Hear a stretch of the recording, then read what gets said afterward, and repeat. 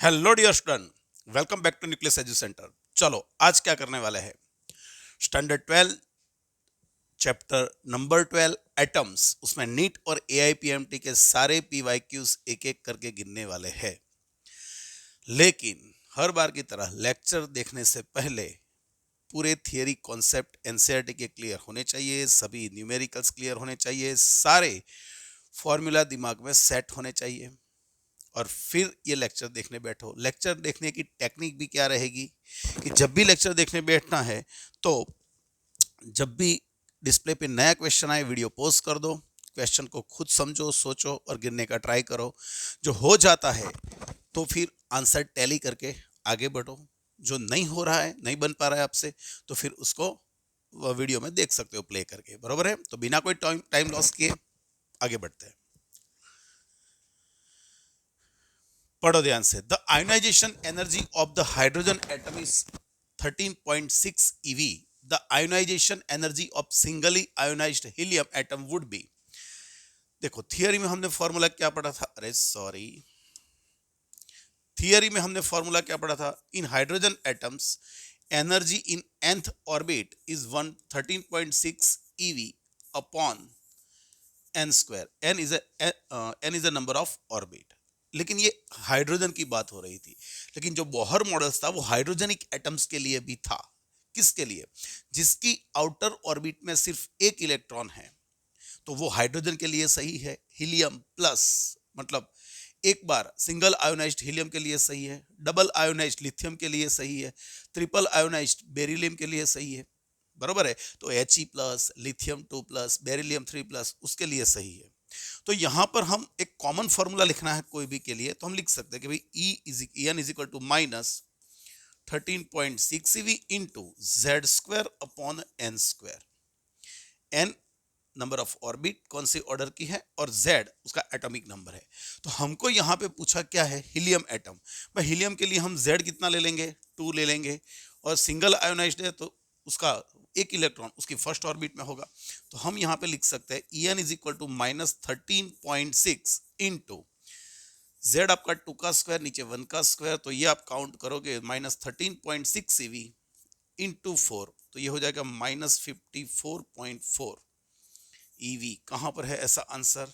तो यहां पे आपको आंसर मिल जाएगा डी। नेगेटिव साइन इसलिए आएगी कि ये बाइंडिंग एनर्जी है। जो आपको इलेक्ट्रॉन को रिमूव करना है तो आपको इतनी एनर्जी पॉजिटिव देनी पड़ेगी जो आयोनाइज्ड एनर्जी होगी। सही है? चलो आगे बढ़ेंगे। Second, the energy level of A B C of certain atoms corresponding to increasing value of energy EA less than EB less than EC. EC सबसे ज्यादा एनर्जी है, EA सबसे कम है। If lambda 1, lambda 2 and lambda 3 are wavelength of radiation corresponding to transition C2B, B2A and C2A respectively, which of the following relation is correct? चलो यहाँ पे देख लेते हैं। हमारे पास 3 ऑर्बिट है, सबसे कम वाली A है, फिर आएगी B और फिर आएगी C ऑर्बिट। सही है? तो जब ट्रांजिशन कहां से हुआ, सी से बी में हुआ, सी से बी में ट्रांजिशन हुआ। यहां पे एनर्जी कितनी है भाई, इसकी एनर्जी ई बोल देता हूं, इसकी ई बी और इसकी ई सी। ई सी लार्जेस्ट है एमंग दीज थ्री। तो यहां पर जब सी से बी में हुआ, सी से बी में, तो वेवलेंथ कौन सी जनरेट हुई, लैम्बडा 1। जब बी टू ए से हुई, बी टू ए में, तो यहां पे कौन सी वेवलेंथ आई, लैम्बडा 2। सही है? और लास्टली कौन, ए टू सी टू ए में हुई, तो हमको मिली यहाँ पे लैम्बडा 3। तो हमको इनके बीच का रिलेशन चाहिए। सिंपल भाई।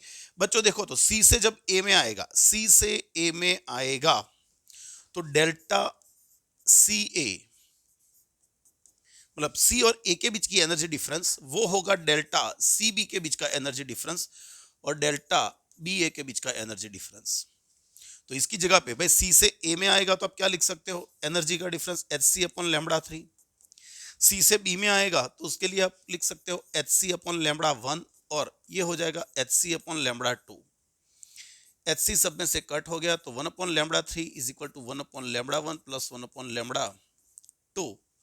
चलो इसको सिंप्लीफाई करेंगे, एलसीएम लेके, तो अपना आंसर क्या बैठेगा, सी आंसर आ जाएगा। इसका एलसीएम ले लो, लैम्बडा 1 लैम्बडा 2 नीचे आएगा, ऊपर लैम्बडा 1 प्लस लैम्बडा 2, लेकिन रेसिप्रोकल करना पड़ेगा उसका उल्टा। सही है, तो आंसर आएगा सी। Consider an electron in nth orbit of hydrogen atom in Bohr model. The circumference of orbit can be expressed in the term of de Broglie wavelength lambda so that electron as भाई nth orbit में है और दी Broglie wavelength बनानी है, तो हमने क्या पढ़ा था? हमने क्या पढ़ा था कि जो electron orbiting in atom if behaves like a wave, तो वो जो वेवलेंथ प्रोड्यूस करेगा वो वेवलेंथ यहां पे इंटीजर नंबर में ही वेव प्रोड्यूस करनी चाहिए। तो मान लो कि इसकी वेवलेंथ है लैम्बडा, तो टोटल वेवलेंथ हो गई एन लैम्बडा, और ये उसकी सरकमफरेंस पे बनेगा, तो इसकी जगह पे हम लिखने वाले हैं क्या? 2 पाई आर लिखने वाले हैं। सही है कि नहीं? तो हमको क्या यहाँ पे शो करना है? The circumference. भाई ये सरकमफरेंस हो गया, तो सरकमफरेंस कंपलसरी किसके बराबर होगा? एन लैम्बडा के बराबर होगा, तभी तो उसकी एनर्जी हम डिफाइन कर पाएंगे। एक फिक्स्ड एनर्जी होगी।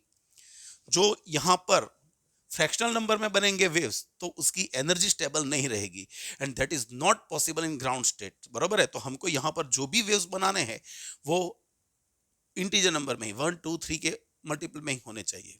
बराबर है? Next, to explain his theory, Bohr used what Bohr has said, MVR. It is a angular momentum. Angular momentum is proportional to h upon 2 pi, और यहाँ पे हमने निकाल दिया था और यहाँ पे n लिखा था, integer multiple of h upon 2 pi। तो यहाँ पे आ जाएगा ये एंगुलर मोमेंटम का हमने क्या किया? क्वांटाइजेशन, है ना? या तो फिर यहाँ पे उसको कंजर्वेशन ऑफ एंगुलर मोमेंटम बोल सकते हैं। सही है?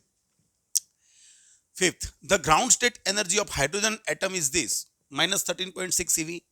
The energy needed to ionize hydrogen atom from its second excited state is, समझना ध्यान से, हाइड्रोजन एटम में एनर्जी का फॉर्मूला क्या है? Minus 13.6 eV upon N square. ये फॉर्मूला वैसे तो हमको पता ही है, लेकिन एक बार हम थोड़ा आगे बढ़ते हैं और कुछ वैल्यूज को याद कर लेते हैं। मान लो कि हाइड्रोजन एटम में ये फर्स्ट ऑर्बिट थी, ये सेकंड ऑर्बिट थी, ये थर्ड ऑर्बिट थी, ये फोर्थ ऑर्बिट थी और ये फिफ्थ ऑर्बिट थी। फर्स्ट ऑर्बिट में इसकी एनर्जी क्या होगी? तो यहाँ पे 1 रखोगे, n is equal to 1, n is equal to 2, n is equal to 3, 4, 5। यहाँ पे उसकी एनर्जी रहेगी 13.6 eV। यहाँ पे 1 रखो। सेकंड ऑर्बिट में गिना है तो 2 रखोगे तो यहाँ पे माइनस 3.4 eV होगा। यहाँ पे 3 रखोगे तो ये माइनस 1.51 eV होगा। यहां पर आप क्या रखोगे? 4 रखोगे, 16 आएगा, तो यहां पे माइनस 0.89 जैसी कुछ होगी। बराबर है कि नहीं? तो ये उसकी अलग अलग एनर्जी। यहाँ पे शायद 54 हो रही है, माइनस 0.54 ईवी। यहाँ पे अपॉन 25 हो जाएगा।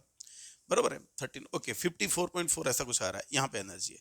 अभी समझो, ये उसकी एनर्जीज है रिस्पेक्टिव ऑर्बिट्स में, लेकिन जब वो जंप करेगा, फर्स्ट से सेकंड में जाएगा, तो उसको ये दोनों के बीच का डिफरेंस क्या है? 10.2 ईवी। उसको इतनी एनर्जी चाहिए। ये फर्स्ट में से सेकंड में जाएगा, सॉरी फर्स्ट में से थर्ड में जाएगा, तो ये दोनों के बीच का डिफरेंस ले लोगे तो वो हो जाएगा 12.09 ईवी। यहां से यहां पे जाएगा तो उसको एनर्जी चाहिए 12.75 अप्रोक्सीमेट। ऐसा कुछ आ रहा है, सही है ना? देख लेना। तो इतनी एनर्जी चाहिए, तो आपको ये डिफरेंसेस पता होने चाहिए कि कौन सी ऑर्बिट में कितने है। तो यहां पर क्या बोला है कि जो ग्राउंड स्टेट है उसमें एनर्जी कितनी थी? माइनस 13.6 थी। आपको उसको भेजना है कहां से? Energy needed to ionise hydrogen atom from its second excited state. From, okay, from मतलब ये थोड़ा थोड़ा कंफ्यूजन है। हाँ, उसको हमको क्या करना है? आयोनाइज करना है। भाई आयोनाइज का मतलब क्या? इलेक्ट्रॉन को एटम्स के बाहर थ्रो कर देना। इलेक्ट्रॉन को एटम्स के बाहर थ्रो कर देना। एक्साइट करना मतलब क्या? ग्राउंड स्टेट से हायर एनर्जी वाले स्टेट में पहुंचाना। और आयोनाइज करना मतलब जो भी ऑर्बिट में है वहां से थ्रो कर देना। तो जो आयोनाइजेशन एनर्जी पूछी है हमको, तो क्या करना पड़ेगा? ये जो है वो एक्साइटेशन एनर्जी है, लेकिन आयोनाइजेशन एनर्जी पूछी है हमको, तो जो ऑर्बिट में जितनी उसकी बाइंडिंग एनर्जी है उतनी ही हमको प्लस में एनर्जी देनी पड़ेगी। तो उसकी रिजल्टेंट मिनिमम एनर्जी, मिनिमम कितनी देनी पड़ेगी? जितनी उसकी बाइंडिंग होगी। तो उसको उसकी आयोनाइजेशन एनर्जी बोलते हैं। तो हमको यहाँ पे बोला है उसके सेकंड एक्साइटेड स्टेट से बाहर थ्रो कर देना है।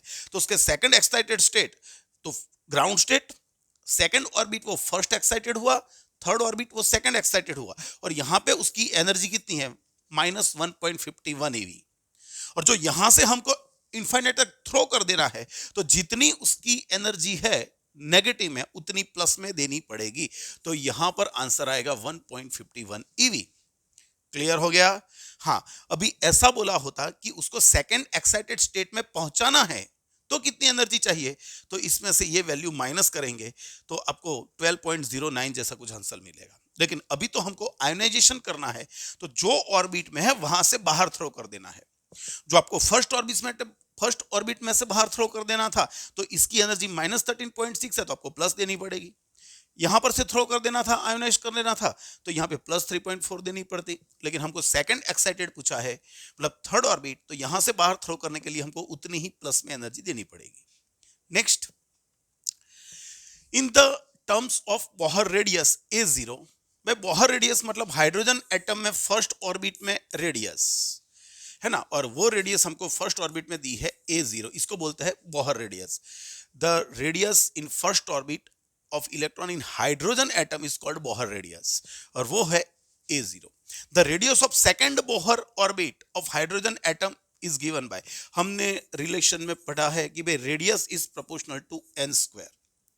तो R हमको कौन सी पूछी है, सेकंड बोहर ऑर्बिट, तो R2/R1, यहाँ पे लिख सकते हैं 2/1 का स्क्वायर, तो ये 4 हो जाएगा।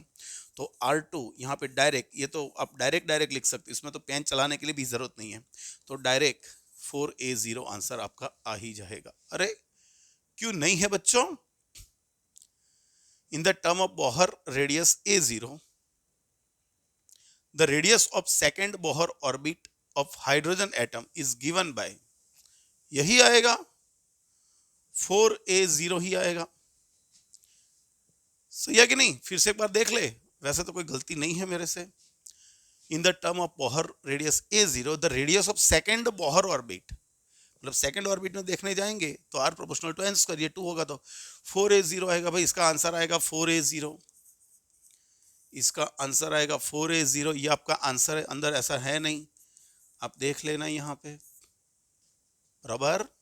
Next, 7, the ionization energy of hydrogen atom is 13.6 eV. Following Bohr's theory, the energy corresponds to a transition between third to fourth orbit is, भाई हमको क्या करना है, थर्ड ऑर्बिट की एनर्जी और फोर्थ ऑर्बिट की एनर्जी का सब्ट्रैक्शन लेना है ना। तो यहां पर थर्ड में जितनी होगी और हमको फोर्थ में भेजना है, तो दोनों के बीच में जितना डिफरेंस होगा एनर्जी का, उतना हमको देना पड़ेगा एनर्जी। तो E3 कौन है, -13.6 eV/n², तो ये बन गया -13.6 eV/ यहाँ पे 4 का स्क्वायर हो जाएगा। सही है बच्चों, याद रखो, ये पता होना चाहिए। nth ऑर्बिट में एनर्जी क्या है, -13.6 eV/n², तो थर्ड ऑर्बिट में इतनी, फोर्थ ऑर्बिट में इतनी, तो आप दोनों की एनर्जी कर लो और डिफरेंस कर लो, आंसर आ जाएगा। नहीं तो फिर मैंने ये लिखवाया है, थर्ड और फोर्थ के बीच का एनर्जी डिफरेंस गिन लो, 0.65 जैसा कुछ होगा, ये 0.11 और ये 51, 65 के राउंड, ये 0.85 होता है, शायद यहाँ पे 85 होता है, तो यहाँ पे 15.66 जैसा कुछ आएगा। थर्ड ऑर्बिट में एनर्जी इतनी है, फोर्थ ऑर्बिट में इतनी है, ये दोनों का डिफरेंस ले लो, तो ये दोनों के बीच में होगा 0.65 eV, बराबर है। तो कहां पर ऐसा आंसर दिया है कहीं पे, हाँ 0.66 eV, मतलब यहाँ पे स्मॉल आएगा, क्लियर होना चाहिए, पक्का। Next, 8, hydrogen atoms are excited from ground state to the principal quantum number of 4, the number of this spectral lines of observe will be. ये फर्स्ट ऑर्बिट थी, ये भी ध्यान रखो, मैथ्स वालों को तो ये फटाफट आ जाना चाहिए, लेकिन आप तो बायोलॉजी वाले है तो भी क्या हुआ पता, क्लियर होना ही चाहिए। चलो, आपका इलेक्ट्रॉन पहले ग्राउंड स्टेट में था, फिर वहां से चला गया फोर्थ ऑर्बिट में, आपने एनर्जी दी, उसने एनर्जी एब्सॉर्ब कर ली और वो लो एनर्जी स्टेट में से हाई एनर्जी स्टेट में चला गया, अभी वापस आएगा, नीचे आएगा, बराबर है। तो रिवर्स ट्रांजिशन में क्या होगा भाई, रिवर्स ट्रांजिशन में वो जब वापस आएगा तो हो सकता है वो एक्सप्रेस में भी आए, मतलब 4 से डायरेक्ट 1 में आए। ये भी हो सकता है कि 4 में से 3 में आए, 3 में से 2 में आए, 2 में से 1 में आए। या ये भी हो सकता है कि 4 में से 2 में आए और 2 में से फिर 1 में आए। या ये भी हो सकता था कि 4 में से 3 में आए और 3 में से 1 में आए। तो यहाँ पे अलग अलग कितने फोटॉन्स मिले आपको, कितनी स्पेक्ट्रल लाइंस मिली? एक, एक, दो, तीन, चार, पांच और छह। तो आपको ऐसी 6 लाइंस मिलेगी। कैसी लाइंस मिलेगी? कितनी मिलेगी? 6 लाइंस। नहीं तो बच्चों, जो nth ऑर्बिट है और उसमें से उसको ट्रांजिशन के लिए कोई 2 लाइन चाहिए, तो हम इसको nc2 लिख सकते हैं और वो होगा n into n minus 1 upon 2। ये फॉर्मूला याद रख लोगे तो भी हो जाएगा। तो वो 4th ऑर्बिट में गया तो 4 और यहां पे रखूंगा तो 3 डिवाइडेड बाय 2, तो ये हो गया कितना? 6। आपका आंसर आ जाएगा बी। सही है, सही है। 9 which source is associated with the line emission? Line emission spectrum पूछा है, बराबर है कि नहीं? तो भाई यहां पे देखो, इलेक्ट्रिक फायर नहीं, फायर में तो अलग अलग वेवलेंस होती है, येलो, ऑरेंज, रेड, इंफ्रारेड सब होता है, वो नहीं मिलेगा। फिर आएगा नियॉन स्ट्रीट बल्ब। नियॉन एक पर्टिकुलर है, हाँ, तो हमको स्ट्रीट बल्ब का जो मिलेगा नियॉन, वो हमको लाइन एमिशन स्पेक्ट्रम देगा। उसमें सिर्फ एक ही टाइप की वेवलेंथ होंगी, जबकि रेड ट्रैफिक लाइट्स उसमें भी डिम होता रहेगा। सन है वो भी आपको एक से ज्यादा स्पेक्ट्रल लाइंस देगा। तो आपको सिर्फ लाइन एमिशन चाहिए तो फिर आपको नियॉन स्ट्रीट बल्ब यूज करना पड़ेगा।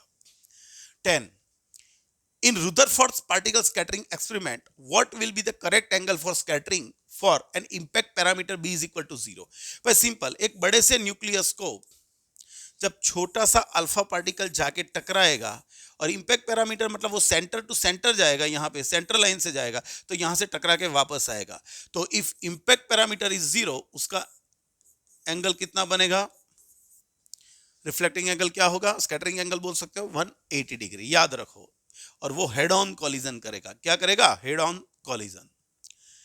11 the radius of H atom in its ground state is this. भाई ग्राउंड स्टेट में रेडियस दी है जिसको हम r1 बोल सकते हैं।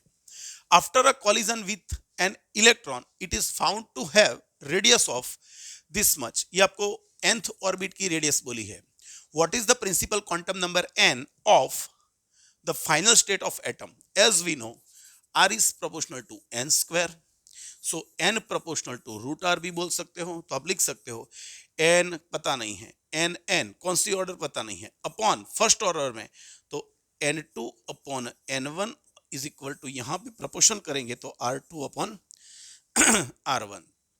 चलो यहाँ पे लिखे n2 कितना पता नहीं, सबसे पहले ग्राउंड स्टेट बोला है तो n1 ले ले। यहाँ पे रेडियस कितनी थी? 5.3 इंटू 10 टू पावर माइनस 11, और अभी कितनी है? 21.3 इंटू 10 टू पावर माइनस 11। आप देख सकते हो कि ये कट हो जाएगा और ये डिवाइड करोगे तो 4 आ जाएगा। सही है ना?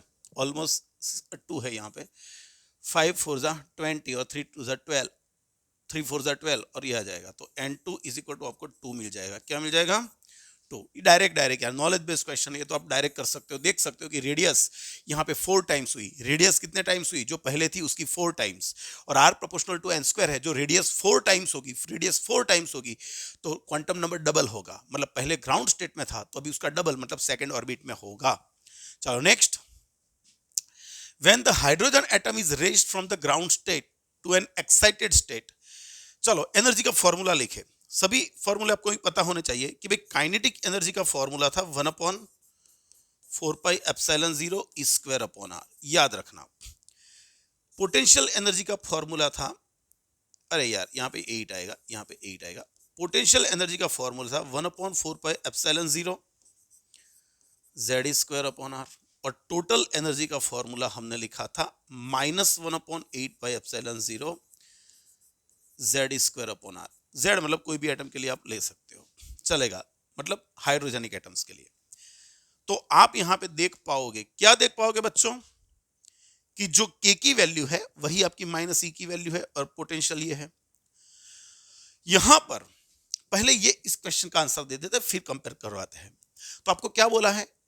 जब electron hydrogen atom is raised from ground state to excited state, भाई एटम ग्राउंड स्टेट में से फर्स्ट ऑर्बिट में से एक्साइटेड स्टेट में जाएगा ऊपर, तो आर इंक्रीज होगा, आर क्या होगा, इंक्रीज होगा। जो आर इंक्रीज होगा तो काइनेटिक एनर्जी के क्या होगी, डिक्रीज होगी, डिक्रीज होगी। और के डिक्रीज होगी तो यू क्या होगी, इंक्रीज होगी।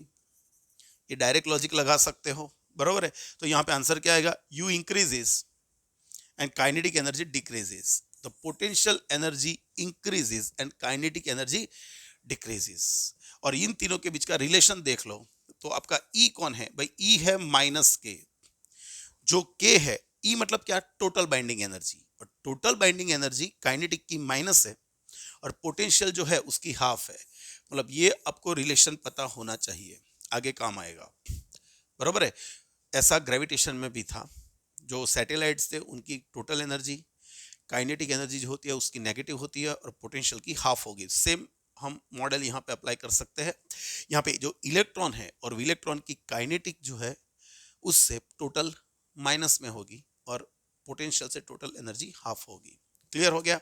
तो यहाँ पर आंसर क्या बैठेगा आपका, potential energy decreases, kinetic energy, sorry potential increases, kinetic decreases. Next, the spectrum obtained from the sodium vapor lamp is an example of, भाई सोडियम वेपर लैम्प क्या करेगा, वेव्स को एमिट करेगा, मतलब उससे जो मिलेगा वो एमिसी स्पेक्ट्रम होगा, वो एब्सॉर्प्शन नहीं मिलेगा।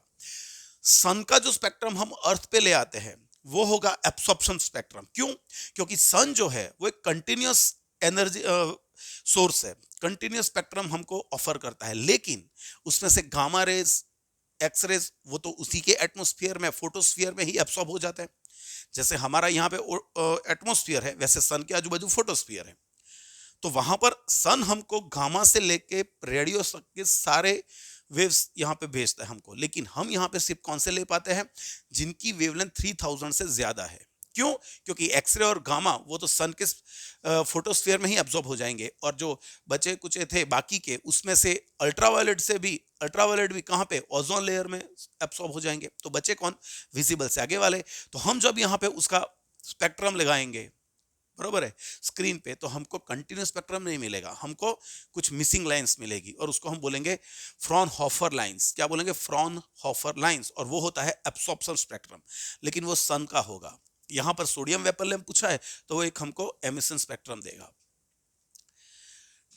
14, an electron makes a transition from orbit 4 to orbit 2 of hydrogen atom. What is the wavelength of emitted radiation? Okay, हमको पता है ये फॉर्मूला भाई, lambda 1 lambda is equal to R1 bracket, ये फाइनल माइनस इनिशियल, कहां से आ रहा है, कहां पे आ रहा है, तो ये कहां पे आ रहा है, बोलो, 4 स्क्वायर, कहां से आ रहा है, अरे ये मैंने क्या कर दिया, कहां से आ रहा है, सेकंड में से आ रहा है, सॉरी 4 में से आ रहा है, और कहां पे आ रहा है, सेकंड में आ रहा है। तो ये हो गया 1/4 माइनस 1/16, इसका एलसीएम 16 निकलेगा, यहाँ पे 3, तो 3R हो जाएगा। कहां पर, लेकिन उसका उल्टा कर देना है क्योंकि हमको वेवलेंथ पूछी है, तो लैम्बडा क्या हो जाएगा, 16/3R। सिंपल फॉर्मूला है, ये तो आना ही चाहिए। Next, the figure indicates the energy level diagram of an atom and the origin of 6 spectral line in emission. Okay, line 5 arise from the transition level from B to A. Okay, एक example दिया है कि भाई जो line 5 है वो B to A पे मिल रही है। Which of the following spectrum will occur in absorption spectrum? एक इंटेलिजेंट क्वेश्चन है, हाँ इंटेलिजेंट क्वेश्चन है ये। देखो, अभी जब इलेक्ट्रॉन हायर एनर्जी स्टेट में से लोअर एनर्जी स्टेट में आएगा तो वो एनर्जी लॉस करेगा, और लॉस करेगा तो हमको एमिशन स्पेक्ट्रम मिलेगा। एब्सॉर्प्शन स्पेक्ट्रम कब मिलेगा, जब वो लो एनर्जी वाली ऑर्बिट में से हाई एनर्जी वाली ऑर्बिट में जाएगा तो हमको एब्सॉर्प्शन स्पेक्ट्रम मिलेगा। लेकिन बच्चों याद रखो, पहले इलेक्ट्रॉन कहां पर था, तो इलेक्ट्रॉन होता है उसकी ग्राउंड स्टेट में। जब आपका एटम स्टेबल होता है, बराबर है, तब इलेक्ट्रॉन ग्राउंड स्टेट में होता है। तो जब एब्सॉर्प्शन स्पेक्ट्रम मिलेगा तो इलेक्ट्रॉन ट्रांजिट कहां से कहां पे करेगा, लोअर से हायर, लेकिन जर्नी स्टार्ट कहां से होगी, फर्स्ट ऑर्बिट में से ही। जब इलेक्ट्रॉन स्टेबल होगा तब उसके इलेक्ट्रॉन ए ऑर्बिट में नहीं होंगे, सबसे लो एनर्जी स्टेट में होंगे, और सबसे लो एनर्जी स्टेट यहां पे कौन है, एक्स। तो जब इलेक्ट्रॉन एनर्जी गेन करेंगे तब वो जब स्टेबल होंगे सारे एक्स में होंगे, और वापस जब उनको जो जो भी एनर्जी मिलेगी वो गेन करके वो ऊपर जाएंगे। लेकिन सब जर्नी स्टार्ट कहां से करेंगे? यहां से स्टार्ट करेंगे, यहां से। तो यहां से किसकी जर्नी स्टार्ट हो रही है? 1 2 3 की। तो जब हम एब्सॉर्प्शन स्पेक्ट्रम यहां पे लगाएंगे तो हमको यही मिलेंगी लाइन। सही है? तो यहां पे आंसर क्या आएगा? 1 2 एंड 3। याद रखना, एमिशन स्पेक्ट्रम के लिए कोई भी दो लाइन ले लो, लेकिन एब्सॉर्प्शन स्पेक्ट्रम जो आपको करना है तो सब ग्राउंड स्टेट में से ऊपर जाएंगे, तो ग्राउंड स्टेट से रिवर्स ट्रांजिशन होगा, तब हमको ये लाइंस मिलेगी। सही है? सही है। 16, the figure represents the observed intensity of X-ray emitted by X-ray tube, the function of wavelength lambda, the sharp peaks A and B denotes। ये होती है कैरेक्टरिस्टिक रेडिएशन। भाई ये होता है कैरेक्टरिस्टिक रेडिएशन। वैसे ये नए सिलेबस में इसको निकाल दिया है, लेकिन समझो कि जब एक्सरे प्रोड्यूस होता है तो कुछ सर्टेन फ्रीक्वेंसी, सर्टेन वेवलेंथ्स के लिए आपको मैक्सिमम इंटेंसिटी मिलेगी, और वहां पे आपको इंटेंसिटी पीक वैल्यू पे होगी। बरोबर है कि नहीं? तो वो एक उसकी कैरेक्टरिस्टिक है कि वो एटम के लिए आपको वही लाइंस मैक्सिमम मिलेगी। सही है? तो वो उसकी कैरेक्टरिस्टिक रेडिएशन है। 17, the minimum wavelength of X-ray produced by electron excited through the potential difference of V volt is directly proportional to the। वैसे ये डिस्कशन मैंने चैप्टर 11 में कर दिया था। मान लो कि एक कैथोड है जिसपे एक फिलामेंट लगा है, और यहाँ पे एनोड है जहाँ पे कोई टारगेट मेटल है, और ये दोनों के बीच में हम पीडी लगाएंगे। यहाँ पे पॉजिटिव रखेंगे, यहाँ पे नेगेटिव करेंगे। जब यहाँ से पहले लो वोल्टेज से करंट प्रोड्यूस करेंगे तो ये इलेक्ट्रॉन एमिट करेगा। क्या एमिट करेगा? इलेक्ट्रॉन्स। और जब ये दोनों के बीच में पीडी अप्लाई करेंगे, कितने ऑर्डर का? किलो वोल्ट के ऑर्डर का, 10 to 35 किलो वोल्ट, इतने ऑर्डर का पीडी अप्लाई करेंगे तो ये इलेक्ट्रॉन यहां से एक्सरेट होंगे और हाई एनर्जी काइनेटिक एनर्जी के साथ जाके इसके एटम्स के साथ कोलाइड करेंगे, और जब कोलाइड करेंगे तो अंदर की के शेल तक घुस जाएंगे और वहां के इलेक्ट्रॉन्स को बाहर थ्रो कर देंगे। अभी जो जगह खाली पड़ी उसको रिफिल करने के लिए उसकी ऊपर वाली हाई एनर्जी स्टेट वाले इलेक्ट्रॉन्स नीचे आने लगेंगे, और जब तब जो ट्रांजिशन होगी उसके कारण दो ऑर्बिट्स के बीच में जितना एनर्जी डिफरेंस है उतनी एनर्जी वाले फोटॉन्स एमिट करेगा। मतलब वो रेडिएशन का नाम है एक्सरे, जो केईवी एनर्जी के ऑर्डर के होते हैं, किलो इलेक्ट्रॉन वोल्ट। तो यहां पर इसको एनर्जी कितनी मिली? जब क्यू चार्ज, मतलब इलेक्ट्रॉन ही है, तो हम इलेक्ट्रॉन की ई भी ले सकते हैं। यहां पे मैंने क्यू लिखा है। जब क्यू चार्ज वी वोल्ट से एक्साइट होकर यहां पे जाएगा, टकराएगा और फिर यहां से रेडिएशन जनरेट होगा, तो रेडिएशन की एनर्जी होती है एच न्यू। हमको पूछा क्या है?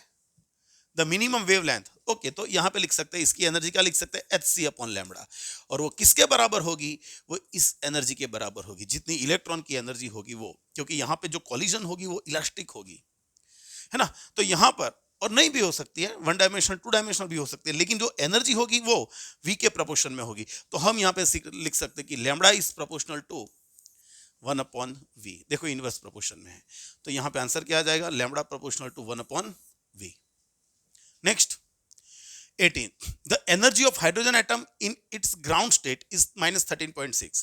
The energy of the level corresponding to the principal quantum number 2 is, बोलो भाई एनर्जी का फॉर्मूला ये तो डायरेक्ट याद रहना चाहिए, 13.6 eV अपॉन एन स्क्वायर। यहां पे आप 2 रख दोगे तो ये 4, तो आपको मिल जाएगा आंसर क्या? माइनस 3.4। सही है, सही है, सही है। 19, according to the Bohr's principle, the relation between principal quantum number and the radius, हमको पता है बच्चों, ये तो एकदम इजी है, r proportional to n square। Next, when the hydrogen atom is in its first excited level, its radius is how much? Then Bohr radius। but first excited तो वो होती है ऑर्बिट नंबर सेकेंड, और हमको पूछा है r proportional to n square, तो second order की जो रेडियस होगी वो फर्स्ट ऑर्बिट की रेडियस से कितने टाइम्स होगी? डायरेक्ट आंसर बोल सकते हो, कितने टाइम्स? 4 टाइम्स। तो r2 इज इक्वल टू कितने? 4r1, और ये जो है वो बोहर रेडियस बोलते हैं। हाइड्रोजन एटम में इलेक्ट्रॉन की फर्स्ट ऑर्बिट की रेडियस उसको हम बोहर रेडियस बोलते हैं। तो यहाँ पर सेकंड ऑर्बिट की रेडियस बोहर रेडियस से कितने टाइम्स होगी? 4 टाइम्स होगी। सही है, सही है।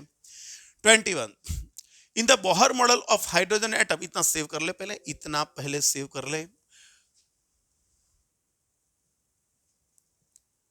चलो आगे बढ़ते हैं, पढ़ो ध्यान से। In the Bohr model of hydrogen atom, the centripetal force is furnished by Coulombic attraction force between the proton and the electron. If A0 is the radius of ground state orbit, m is the mass and E is the charge on the electron, and epsilon 0 is it's the vacuum permeability, the speed of electron. जब यहां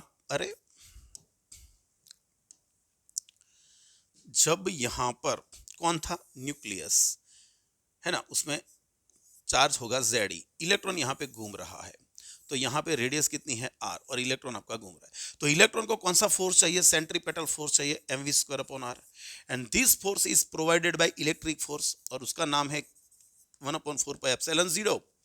यहाँ पे hydrogen atom बोला है, मतलब उसके centre में plus ई charge होगा और बाहर माइनस ई, नेगेटिव साइन निग्लेक्ट कर दो तो E/E/r²। और यहाँ पे रेडियस हमको बोली है A0, तो हम यहाँ पे A0 लिख सकते हैं, A0 चलेगा। चलो तो मुझको क्या चाहिए?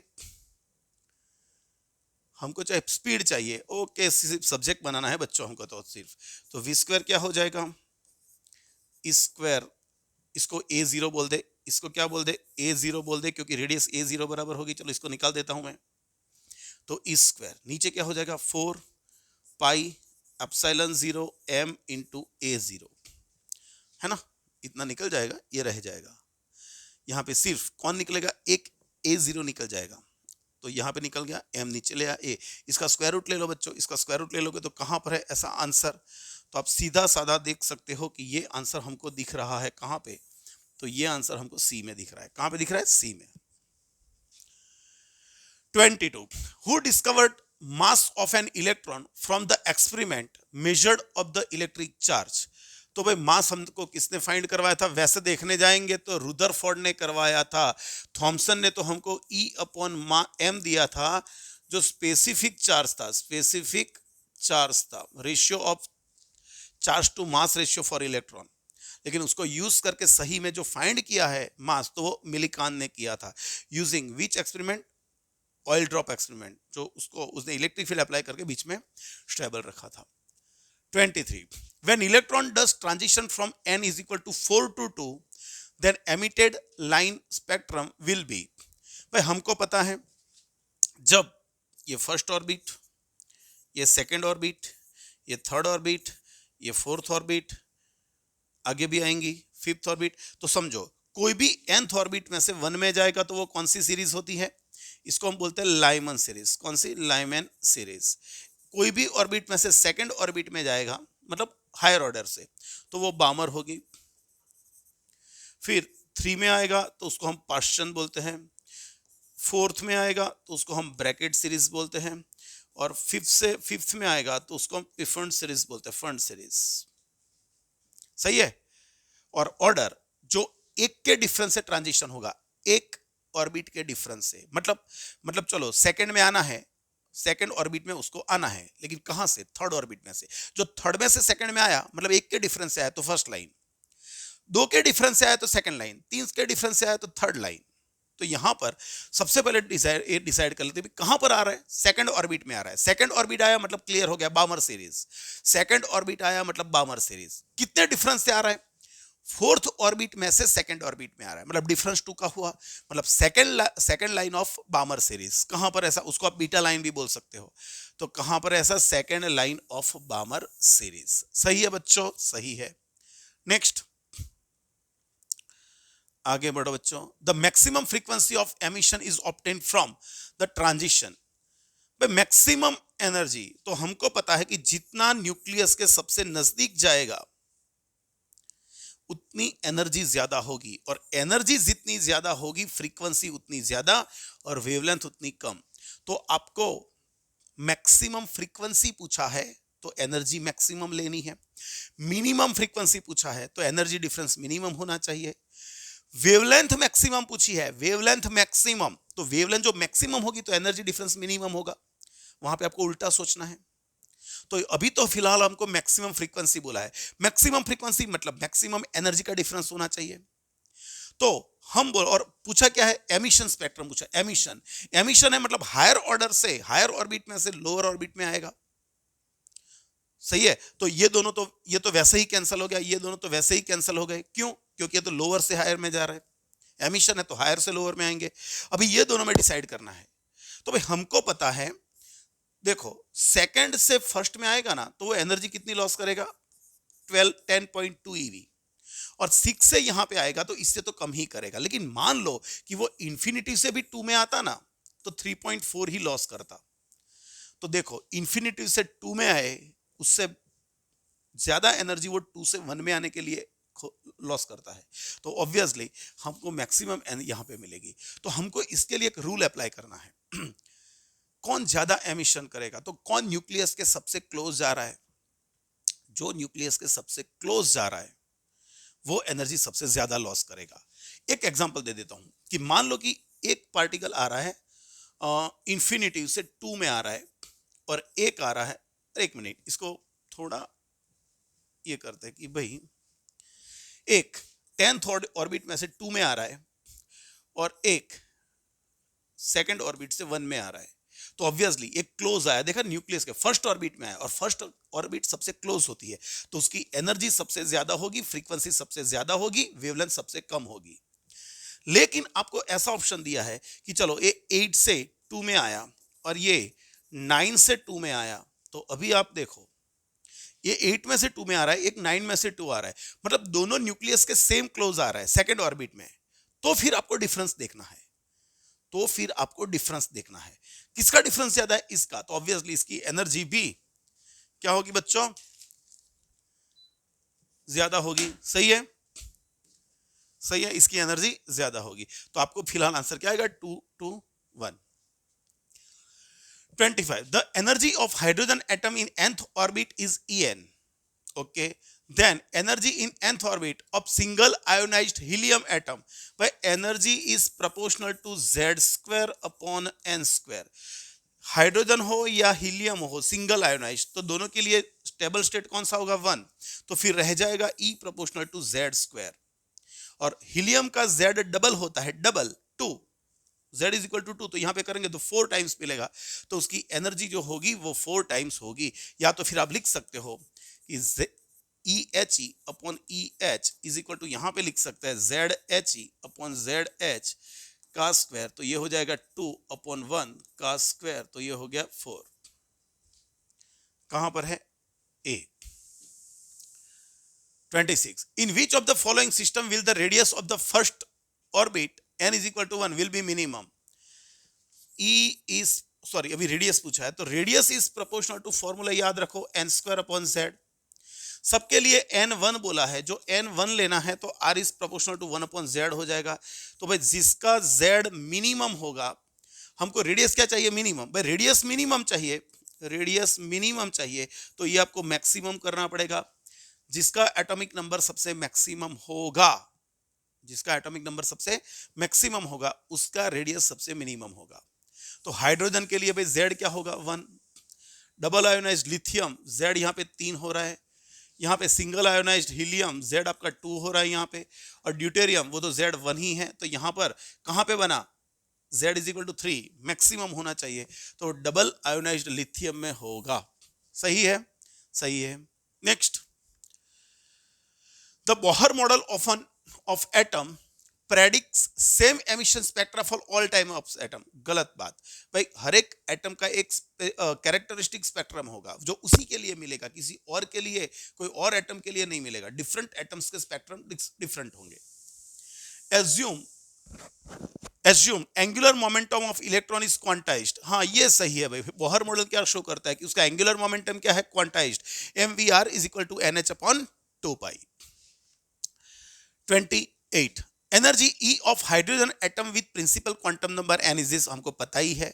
The energy of photon ejected when electron jumps from third state to second state of hydrogen is approximately, भाई आपको पता होना चाहिए, मैंने लिखवा है। फर्स्ट ऑर्बिट में उसकी एनर्जी क्या है 13.6 नेगेटिव, सेकेंड ऑर्बिट में -3.4 ईवी, और थर्ड ऑर्बिट में उसकी एनर्जी क्या है -1.51 ईवी। तो जब थर्ड ऑर्बिट में से सेकेंड ऑर्बिट में आएगा तो ये दोनों के बीच का डिफरेंस होगा 1.89 ईवी, जो अप्रोक्सीमेटली 1.9 ईवी होता है। तो आपको आंसर मिलेगा ए।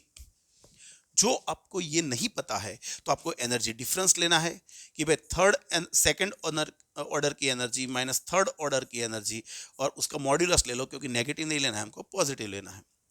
तो यहाँ पर सेकेंड ऑर्डर में क्या होगा -13.6 EV upon 2 square -13.6 EV upon 3 square, ये सब्ट्रैक्शन कर लोगे तो भी यही आंसर आएगा। लेकिन मेरे हिसाब से इतनी थोड़ी वैल्यू याद रख लो तो इजी पड़ेगा। फर्स्ट और सेकंड के बीच का एनर्जी डिफरेंस है 10.2, सेकंड थर्ड के बीच का है 1.9, थर्ड फोर्थ के बीच का है 0.65, 66, 65 कर सकते हो। तो ये सब वैल्यूज थोड़ी याद रख लो। चलो next, the total energy of, यहां पे आंसर हमने लिखा yes, the total energy of an electron in first excited state of hydrogen atom is about -3.4। So kinetic energy, भाई कोई भी स्टेट में जितनी टोटल होगी माइनस के काइनेटिक होगी, और U/2 ये पोटेंशियल के साथ रिलेशन लिखेंगे।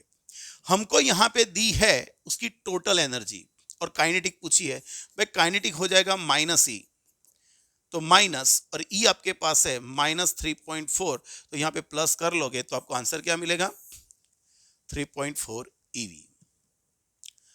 30. The total energy of the electron in the ground state of the hydrogen atom is this. The kinetic energy of electron in first excited state. भाई first excited मतलब n आपको 2 लेना है, तो सबसे पहले आपको सेकेंड ऑर्बिट में उसकी एनर्जी पता होनी चाहिए। -13.6 ईवी अपॉन 2 का स्क्वायर करोगे तो ये -3.4 मिलेगा। ये सेकंड ऑर्बिट में टोटल एनर्जी मिली, और आपको काइनेटिक गिननी है तो हमको पता, अभी हमने लिखा कि K = -E, जो ये है उसी का नेगेटिव हो जाएगा। यही क्वेश्चन है बच्चों, और कुछ नहीं है, बराबर है। नेक्स्ट, तो आपका यहां पे आंसर क्या बैठेगा D. Next 31, ionised potential of hydrogen atom is 13.6, सही है। Hydrogen atom in ground state are excited by monochromatic radiation of photon energy 12.1 eV. According to Bohr's theory, the spectral line emitted by the hydrogen will be. देखो भाई, यहां पर आपको यहां पर देखो, मैं ये सब वैल्यूज आपको पता होनी चाहिए। कौन सी मैं बताता हूं, एक बार इसको याद कर लो तभी बात बनेगी, बाकी मजा नहीं आएगा फिर। हाँ, ये वाला फर्स्ट और सेकंड के बीच का एनर्जी डिफरेंस 10.2, फर्स्ट और थर्ड के बीच का एनर्जी 12.1 बोल सकते हैं इसको, 12.1, 12.75 फर्स्ट और फोर्थ के बीच का डिफरेंस। उसका मतलब वो 12.1 एनर्जी एब्सॉर्ब करेगा तो 1 से थर्ड में जाएगा, बराबर। नहीं है आपको याद तो आपको फिर काउंट करना पड़ेगा ये फॉर्मूला रख के, लेकिन जो याद है तो फिर याद कर लो। तो आपने जब उसको 12.1 ईवी एनर्जी दी, वो 1 से लेके कहां पे गया, थर्ड में, फर्स्ट ऑर्बिट से थर्ड ऑर्बिट में गया। तो जब थर्ड ऑर्बिट से वापस फर्स्ट ऑर्बिट में आएगा तब कितनी अलग अलग लाइंस मिल सकती है। हो सकता है वो 3 में से डायरेक्ट 1 में आ जाए, 3 में से 2 में आए, 2 में से 1 में आए, तो आपको अलग अलग 1, 2, 3 लाइन मिल सकती है। या तो फिर मैंने यहां पे लिखा था अभी, number of lines is equal to, क्या लिखा था, n × n-1/2। कौन सी ऑर्बिट से जा रहा है, वो थर्ड ऑर्बिट में पहुंच गया है ना। जो भाई थर्ड ऑर्बिट में पहुंच गया तो 3 × 2/2, 2 कट हो जाएंगे तो उनको नंबर ऑफ लाइंस कितनी मिलेगी, 3 लिख सकते हो ये। Next, the ground state energy of hydrogen atom is this -13.6 eV when electron is in first excited state. Excitation energy, excited, its excitation energy, excitation energy, ये थोड़ा क्या बात कर रहे हो भाई। हाँ, तो चलो ये लेते हैं। फर्स्ट ऑर्डर में एनर्जी क्या थी, 13.6 ईवी थी। फिर अपने सेकंड में भेजा, वहां पे उसकी एनर्जी कुछ तो होगी, तो फर्स्ट एक्साइटेड स्टेट मतलब सेकंड, ये फर्स्ट आपका एक्साइटेड स्टेट और ये आपका ग्राउंड स्टेट। तो यहां से और यहां पे एनर्जी कितनी होती है, -3.4 ईवी। तो यहां से यहां पे जाने के लिए उसको कितनी एनर्जी की रिक्वायरमेंट होगी, 10.2। तो फर्स्ट एक्साइटेशन एनर्जी आपको लेनी पड़ेगी 10.2 ईवी। सही है, सही है। 33. In Rutherford scattering experiment, when the projectile of charge Z1 and mass M1 approaches to target nucleus of charge Z2, okay, and मतलब यहाँ पे एटॉमिक नंबर बोलना चाहिए, चलेगा, चलो ना, मास M2, the distance of the closest approach is R0, the energy of projectile is, ये alpha particle था, इसका मास था M2, इसका चार्ज है Z2 ले लेते हैं। ये जो प्रोजेक्टाइल है मतलब अल्फा पार्टिकल की जगह पे कोई और लिया है जिसका मास है M1 और इसका चार्ज है Z2। जब ये इसके नजदीक जाएगा और जब हेड ऑन कॉलिजन जो करेगा वो सबसे मिनिमम डिस्टेंस पे जाएगा, तो मान लो कि इसके पास काइनेटिक एनर्जी K थी, इसके पास इनिशियली काइनेटिक एनर्जी थी, वो इस तरफ अप्रोच कर रहा था और जब मिनिमम डिस्टेंस पे पहुंचेगा तो उसकी सारी काइनेटिक एनर्जी कन्वर्ट हो जाएंगी पोटेंशियल में। और हमको पता है कि वे पोटेंशियल का formula K Q1 Q2 upon R², तो ये R0 कौन हो गया, उसका डिस्टेंस ऑफ क्लोजेस्ट अप्रोच। तो यहां पर काइनेटिक एनर्जी K है, तो यहां पे क्या लिख सकते हैं, हमको पूछा कौन है, the energy of projectile K Z1 Z2 के डायरेक्ट प्रोपोर्शन में होगा। K कौन होगा, Z1 Z2 के डायरेक्ट प्रोपोर्शन में होगा। सही है। यहां पे इलेक्ट्रिक फोर्स हमने ध्यान में लिया है, ग्रेविटेशनल फोर्स हम निग्लेक्ट कर देते हैं as compared to this forces, बराबर है, इलेक्ट्रिक फोर्सेस के रिगार्डिंग में। Next, the ionisation energy of the electron in the hydrogen atom in ground state is 13.6. The atoms are excited to higher energy level to emit radiation of 6 wavelength. भाई 6 अलग अलग lines मिल रही है। So the maximum wavelengths of emitted radiation corresponds to transition between. देखो अभी मैंने एक लिखाया था, number of transition, sorry number of lines, number of emitted lines is equal to n into n-1/2 कर सकते हो। और ये आपको दी है 6 लाइन, अलग अलग 6 लाइन आपको मिल रही है। तो इसको ठीक से करोगे तो n² minus n is equal to 12, तो n² minus n is equal to -12 is equal to 0। या डायरेक्ट भी कर सकते हो आप, लेकिन अभी कर लेते हैं। तो n-4 होगा और यहाँ पे n-3 होगा, +3 होगा, इज इक्वल टू 0। तो आपको n यहाँ से 4 मिलेगा। तो वो कौन सी ऑर्बिट में गया, फोर्थ ऑर्बिट में गया। और फोर्थ ऑर्बिट में से कहां पे आएगा, वह फोर्थ ऑर्बिट से वो आएगा, मैक्सिमम वेवलेंथ पूछा है, मैक्सिमम वेवलेंथ के लिए वो सबसे नजदीक जाना चाहिए। तो सबसे नजदीक कहां पे जा रहा है, वह सबसे नजदीक जा रहा है 2 से 1, है ना। अरे सॉरी, ये 3 से 1 दिया तो है भाई, फरी मुझसे गलती हो गई बच्चों, मुझसे गलती हो गई। देखो सबसे हमको मैक्सिमम वेवलेंथ पूछी है बच्चों, क्यों मैं गलती कर रहा हूं, मैक्सिमम वेवलेंथ पूछी है। मैक्सिमम वेवलेंथ मतलब एनर्जी मिनिमम होनी चाहिए। जो मैक्सिमम एनर्जी करनी है तो वो न्यूक्लियस के क्लोज जाना चाहिए, लेकिन यहां पर तो मिनिमम एनर्जी करनी है तो वो बने उतना न्यूक्लियस से दूर होना चाहिए। और ऐसी कोई ट्रांजिशन होनी चाहिए, तो वहां पर ऐसी कौन सी ट्रांजिशन दिख रही है, तो यहां पर हमको दिख रही है सबसे दूर होना चाहिए, मतलब फर्स्ट तो दिया है और यहां पे सेकंड, तो सेकंड तक रहेगा। लेकिन मिनिमम पूछी है तो डिफरेंस भी सबसे मिनिमम होना चाहिए, तो आपका आंसर आएगा 3 to 2। फिर से एक बार समझ लो, मैक्सिमम वेवलेंथ पूछी है, मैक्सिमम वेवलेंथ, तो एनर्जी क्या होगी, सबसे मिनिमम एनर्जी के लिए आपको न्यूक्लियस से दूर रहना है। जो भी ट्रांजिशन करवाना है वो न्यूक्लियस से बने उतना दूर करवाना है। तो देखो ये 1 तक जा रहा है, ये 1 तक, ये 2, हाँ ओके, दूर कौन है, ये दोनों। लेकिन उसमें भी आपको सबसे कम एनर्जी चाहिए, तो 2 ऑर्बिट्स के बीच का डिफरेंस जितना कम होगा उतनी एनर्जी कम होगी। तो यहां पर 4 से 2 मतलब 2 का डिफरेंस, 3 से 2 मतलब 1 का ही डिफरेंस, मतलब ये आपको सबसे मिनिमम एनर्जी देगा, मैक्सिमम वेवलेंथ देगा। सही है। और इसी केस में आपको यह पूछा होता कि minimum wavelength, maximum frequency, maximum energy, तो आपको आंसर ये लिखना पड़ता, क्योंकि मिनिमम वेवलेंथ के लिए एनर्जी मैक्सिमम चाहिए, मैक्सिमम एनर्जी के लिए आपको न्यूक्लियस के क्लोज जाना है। तो कौन न्यूक्लियस से सबसे क्लोज है, ये दोनों 1 तक जा रहा है। लेकिन फिर आपको एनर्जी मैक्सिमम करने के लिए डिफरेंस मैक्सिमम चाहिए, और डिफरेंस इसमें है मैक्सिमम। तो अभी फिलहाल तो मिनिमम वेवलेंथ, तो आंसर आपका डी ही आएगा। 35th, an alpha particle of energy 1/2 mv square bombard a heavy nuclear target of charge Ze. Then the distance of closest approach for alpha particle will be proportional to. फिर से वही आया, जब वो रुक जाएगा तो उसकी सारी काइनेटिक एनर्जी पोटेंशियल एनर्जी में कन्वर्ट हो जाएगी। तो ये है 1/2 mv0 स्क्वायर। ये किसकी एनर्जी है? अल्फा पार्टिकल की। पोटेंशियल क्या है? 1/4 पाई एप्सिलॉन 0। जब अल्फा पार्टिकल है तो उसका चार्ज होगा क्यूई, और जब कोई हैवी न्यूक्लियाई है जिसका चार्ज है जेड, और डिस्टेंस यहां पे लिख देंगे r0। हाँ, तो ये सब कांस्टेंट है। आपको क्या चाहिए? r0। भाई r0 किसके प्रोपोर्शन में है? ये ऊपर जाएगा, ये नीचे जाएगा, तो r0 इज इक्वल टू 2 तो निकल गया, यहां पे लिखेंगे Z square upon pi epsilon 0 m into v0 square या v square.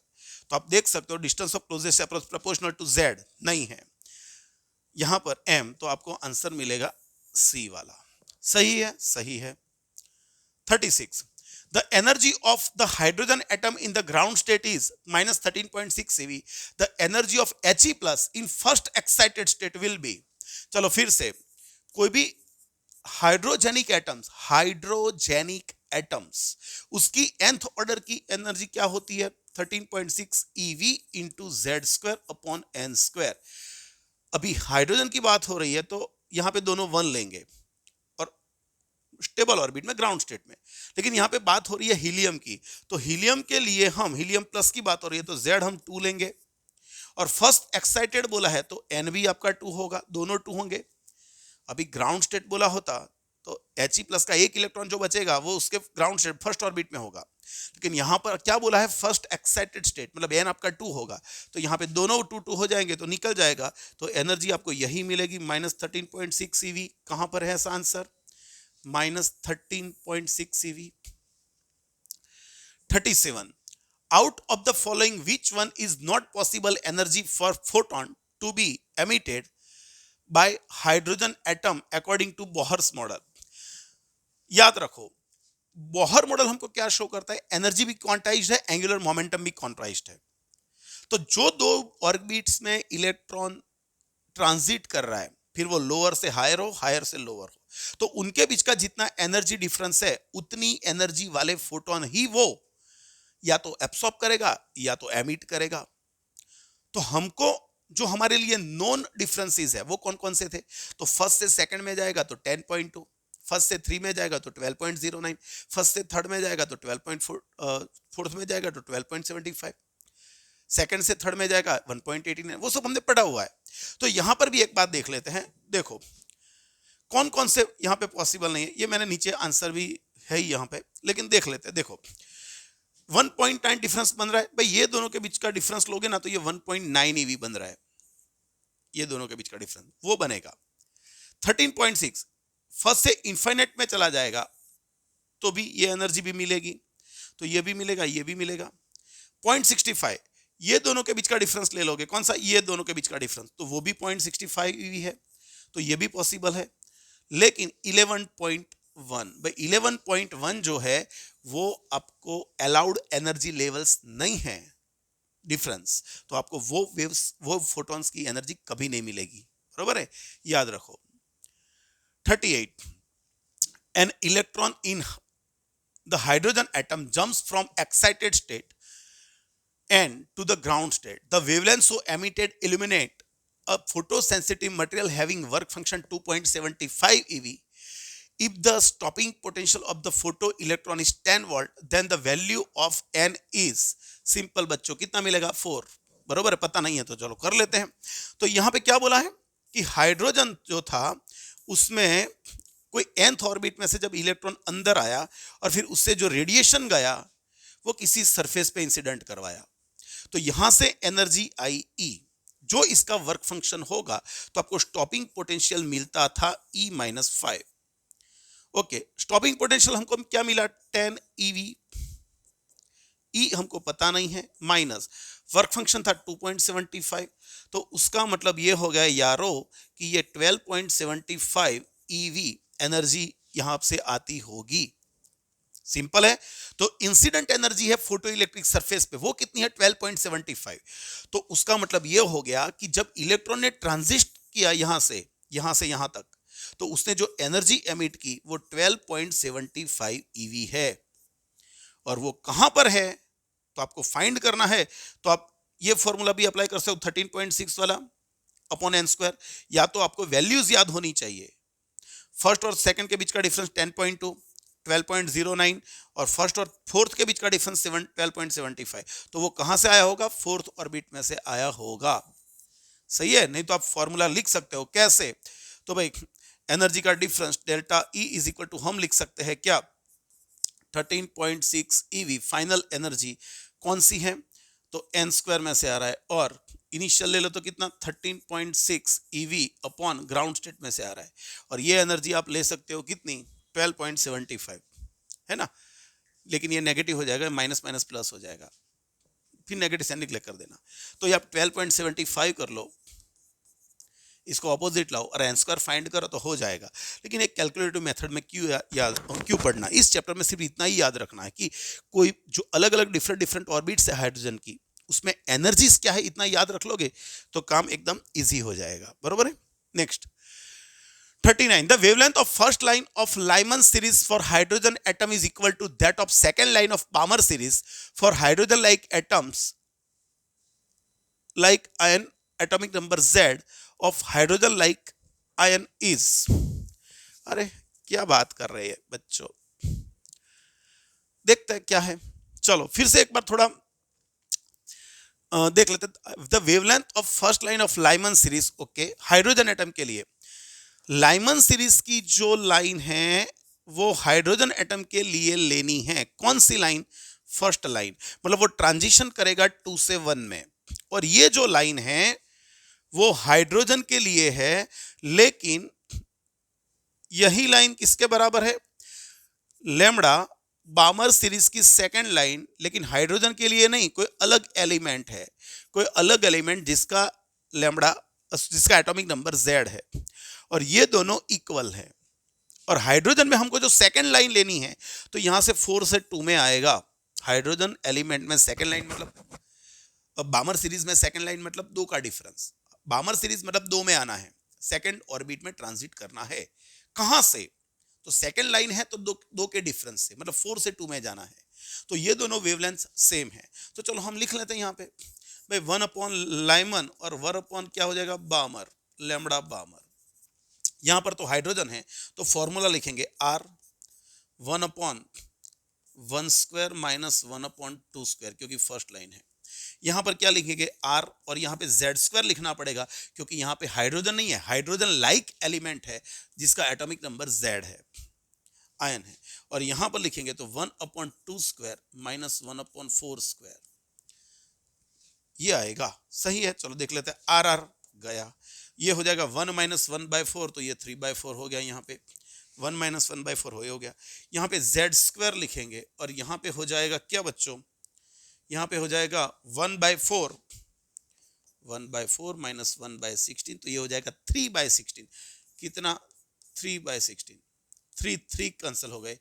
Z square is equal to 16/4, तो Z square is equal to 4, तो Z आपको 2 मिलेगा। Z आपको क्या मिलेगा, 2 मिलेगा। देख लेना एक बार।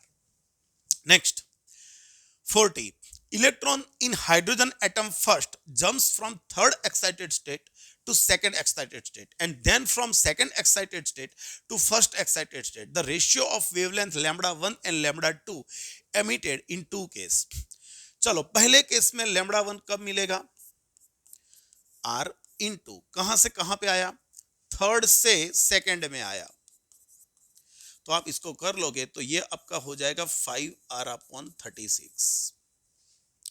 सही है, सही है। तो लैम्ब्डा 1 आपको यहां पे मिल जाएगा 36/5R। अभी लैम्ब्डा 2 आपको फाइंड करना है। भाई लैम्ब्डा 2 कब मिला, जब वो सेकंड एक्साइटेड, अरे रे रे अरे अरे अरे अरे मेरी गलती है, मेरी गलती है।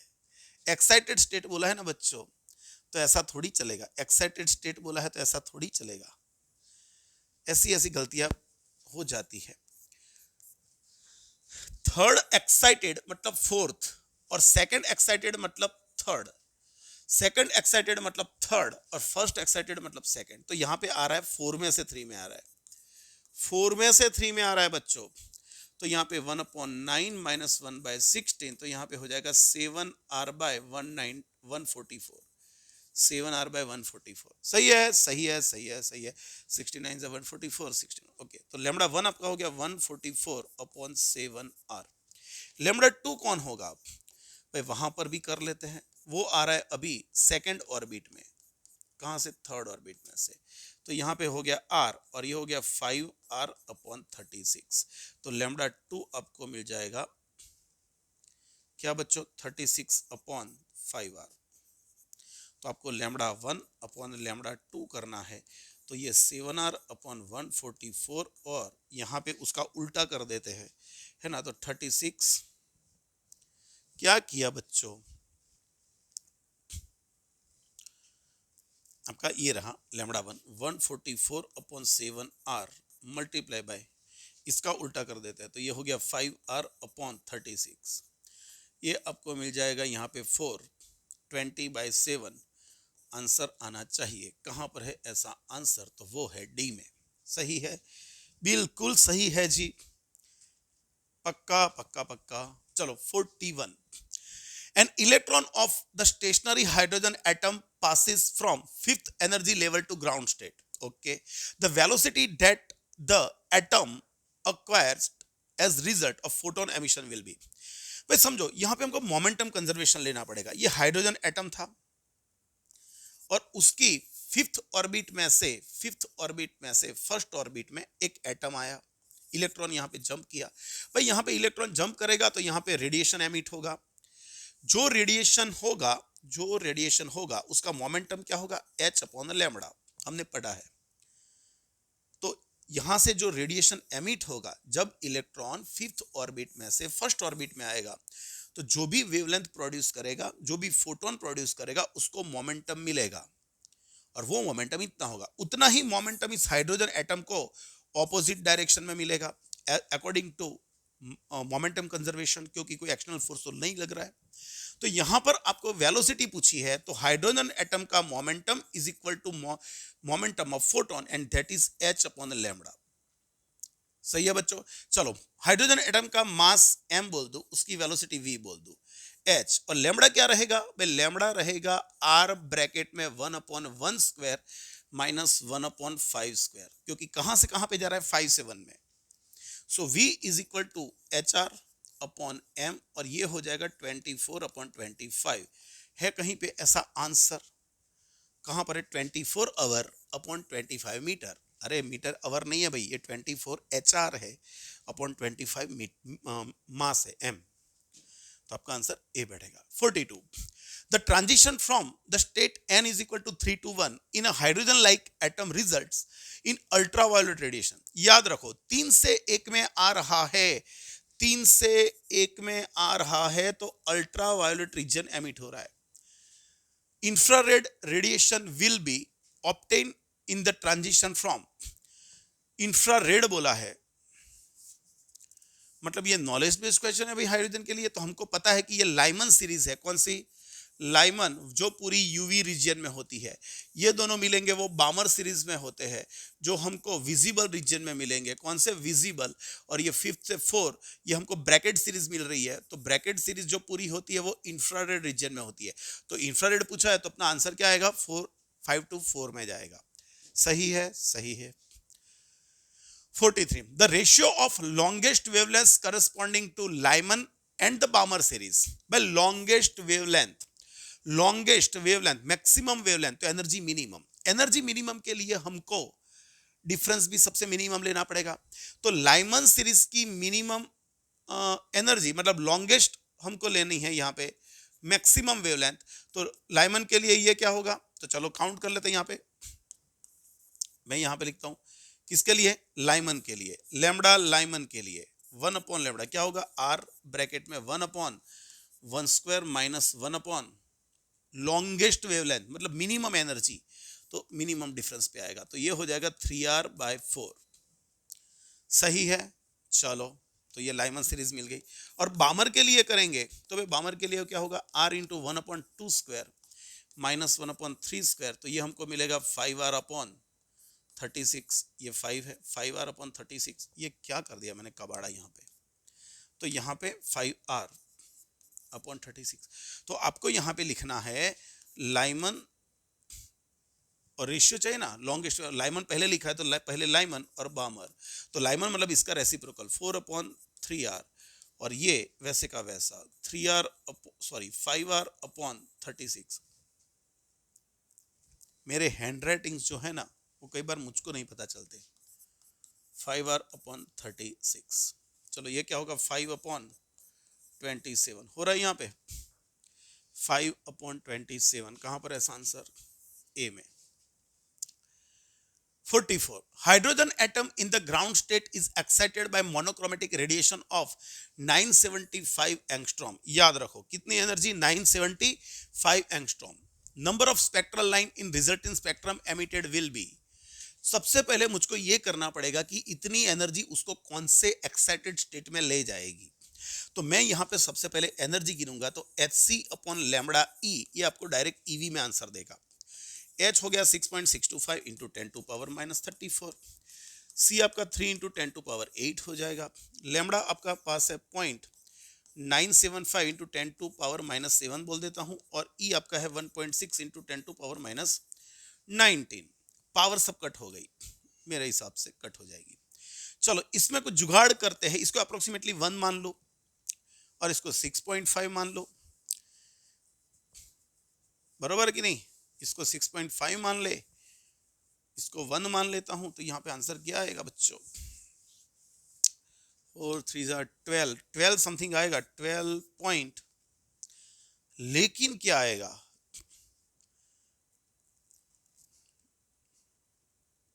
6 भी दिया 3 भी दिया। एनर्जी लाइंस आपको याद थोड़ी होनी चाहिए। 9.975, तो इसको हम कैलकुलेटर यूज करना पड़ेगा, लेकिन कैलकुलेटर तो अवेलेबल है नहीं बच्चों। क्या करेंगे, 6.625, चलो करते हैं और क्या, इसको अप्रोक्सीमेटली 1 मान लो, इसको मैं मान लेता हूं 6.5। 6.5 इंटू 3/1.6 कर लेता हूं, तो ये हो जाएगा 4.025 इंटू 3 कर लेंगे अप्रोक्सीमेटली, तो ये 12.1 के आजू बाजू आएगा भाई, 12.1 आएगा मेरे हिसाब से, मुझको ऐसा लग रहा है। फिर भी एक बार मैं टैली कर लेता हूं, 6.625 multiply by 3 divided by 0.975 divided by 1.6, भाई 12.74 आ रहा है बच्चों। देखा गलती क्या हो रही है, अभी इतना क्लोज दिया है तो आप एजम्पशन ही लगाना पड़ेगा, ये तो कैंसिल कर दो। लेकिन कई बार एनसीईआरटी वालों दिमाग का यूज नहीं करते हैं, बेचारे बायोलॉजी वाले बच्चे क्या करेंगे बोलो इसको। तो 75 ईवी, और जो इतनी एनर्जी है तो वो कौन सी ऑर्बिट में गया होगा, 4th ऑर्बिट में गया होगा। तो नंबर ऑफ लाइंस मैंने आपको बताई थी, number of lines n into n-1/2, 4 into 3/2, मतलब हमको 6 लाइंस मिलेगी। तो आपको ये वेवलेंथ भी याद रखनी पड़ेगी यहाँ पे, बरोबर है। 46, इसको एक बार सेव कर लेते हैं।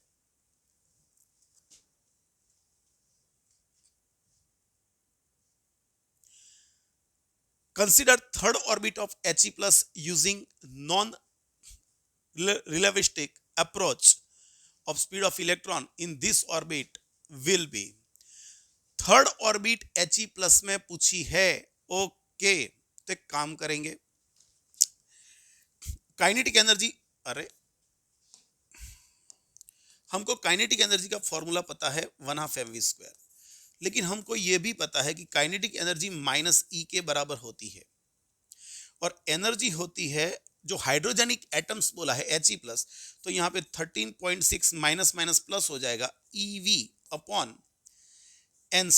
इंटू Z² जो हमने लिखा है।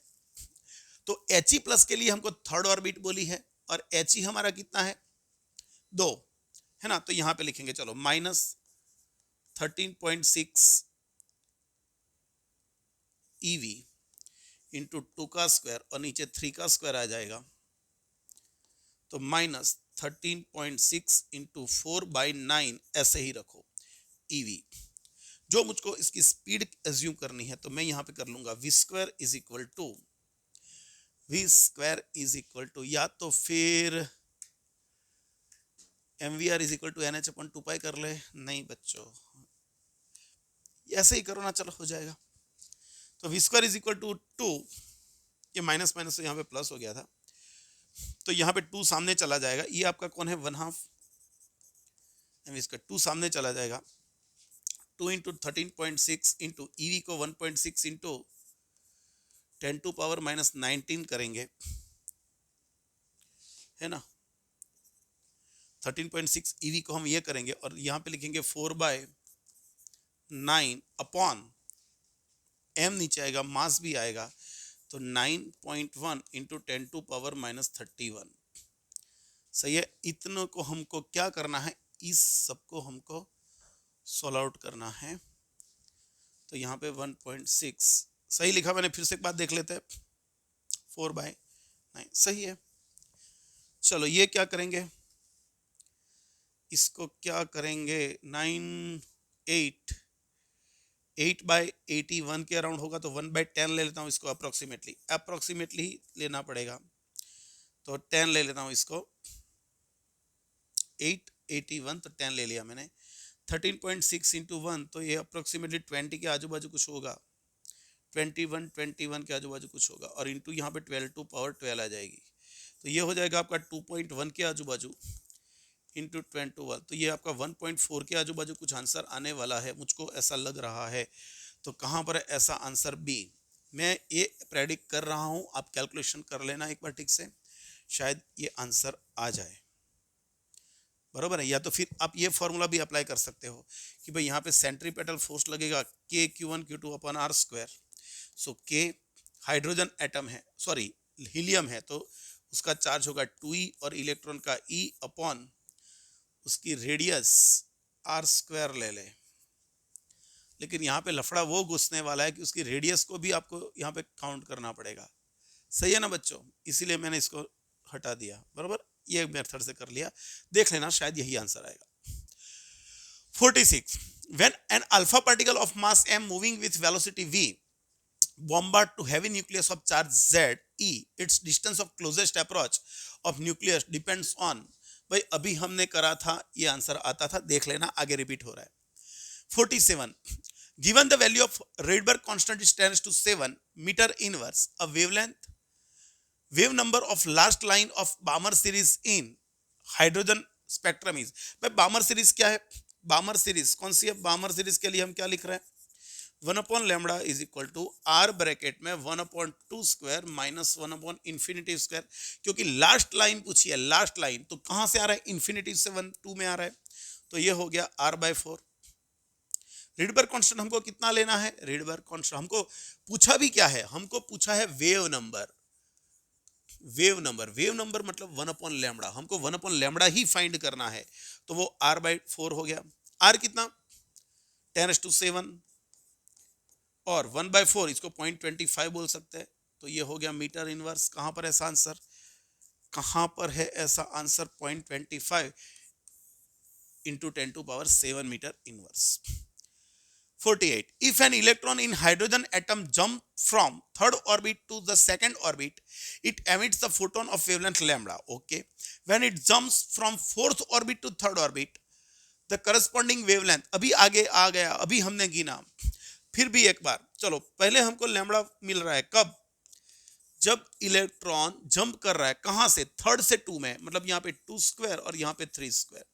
इसको कंप्लीट करोगे तो ये हो जाएगा आपका 5r/36, ये आपका लैम्बडा। लैम्बडा डैश जो आपको पता नहीं है, लैम्बडा डैश जो आपको पता नहीं है, वो कौन सी वेवलेंथ है, जब ट्रांजिशन हो रहा है कहां से कहां, 4 से थर्ड में, तो यहाँ पे 3 का स्क्वायर और यहाँ पे लिख देंगे 4 का स्क्वायर, तो ये 9 और ये 16, तो यहाँ पे 7r/144 हो जाएगा, कर लेना। तो आप इस दोनों का रेशियो ले लोगे तो ये हो जाएगा लैम्बडा डैश अपॉन लैम्बडा, इसका अपॉन इसका रेशियो, तो ये अपॉन ये डिनोमिनेटर के डिनोमिनेटर में तो ऊपर चला जाएगा, अपॉन लैम्बडा, ये करेंगे तो यहाँ पे 5r/36 और ये उल्टा हो जाएगा, तो 144/7 7R, ये यहाँ पे चला गया 4, 20/7 वाला आंसर आने वाला है।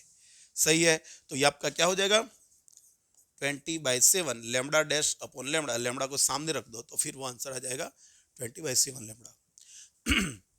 49.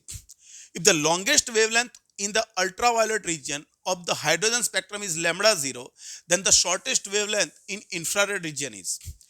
चलो सबसे पहले हमको ये पता होना चाहिए कि हाइड्रोजन में लाइमन सीरीज कब मिल रही है, किस में मिल रही है, अल्ट्रावायलेट में। तो अल्ट्रावायलेट में सिर्फ लाइमन सीरीज है और उसकी वेवलेंथ हमको दी है आर। वेव नंबर हमको 1 क्या मिलेगा लैम्डा लाइमन में, 1/1² माइनस 1/n²। लेकिन हमको वहां पे लॉन्गेस्ट वेवलेंथ चाहिए, longest wavelength, minimum energy, minimum energy मतलब वो सेकंड से आएगा, तो ये आपको दे देगा 3r/4। सिंपल हो गया, और इसकी वैल्यू आपको पता है लैम्डा 0। सो आप इसको लैम्डा 0 लिख दूं मैं यहाँ पे, चलो इसको मैं लैम्डा 0 लिख देता हूं जो हमको दिया है। और फिर हमको पूछा है shortest wavelength of infrared reason. भाई इंफ्रारेड रीजन में हमको 3 सीरीज मिलती है, पास्चन, ब्रैकेट, फिंड, लेकिन सबसे स्ट्रॉन्गेस्ट कौन सी है, पास्चन। और पास्चन में भी आपको शॉर्टेस्ट वेवलेंथ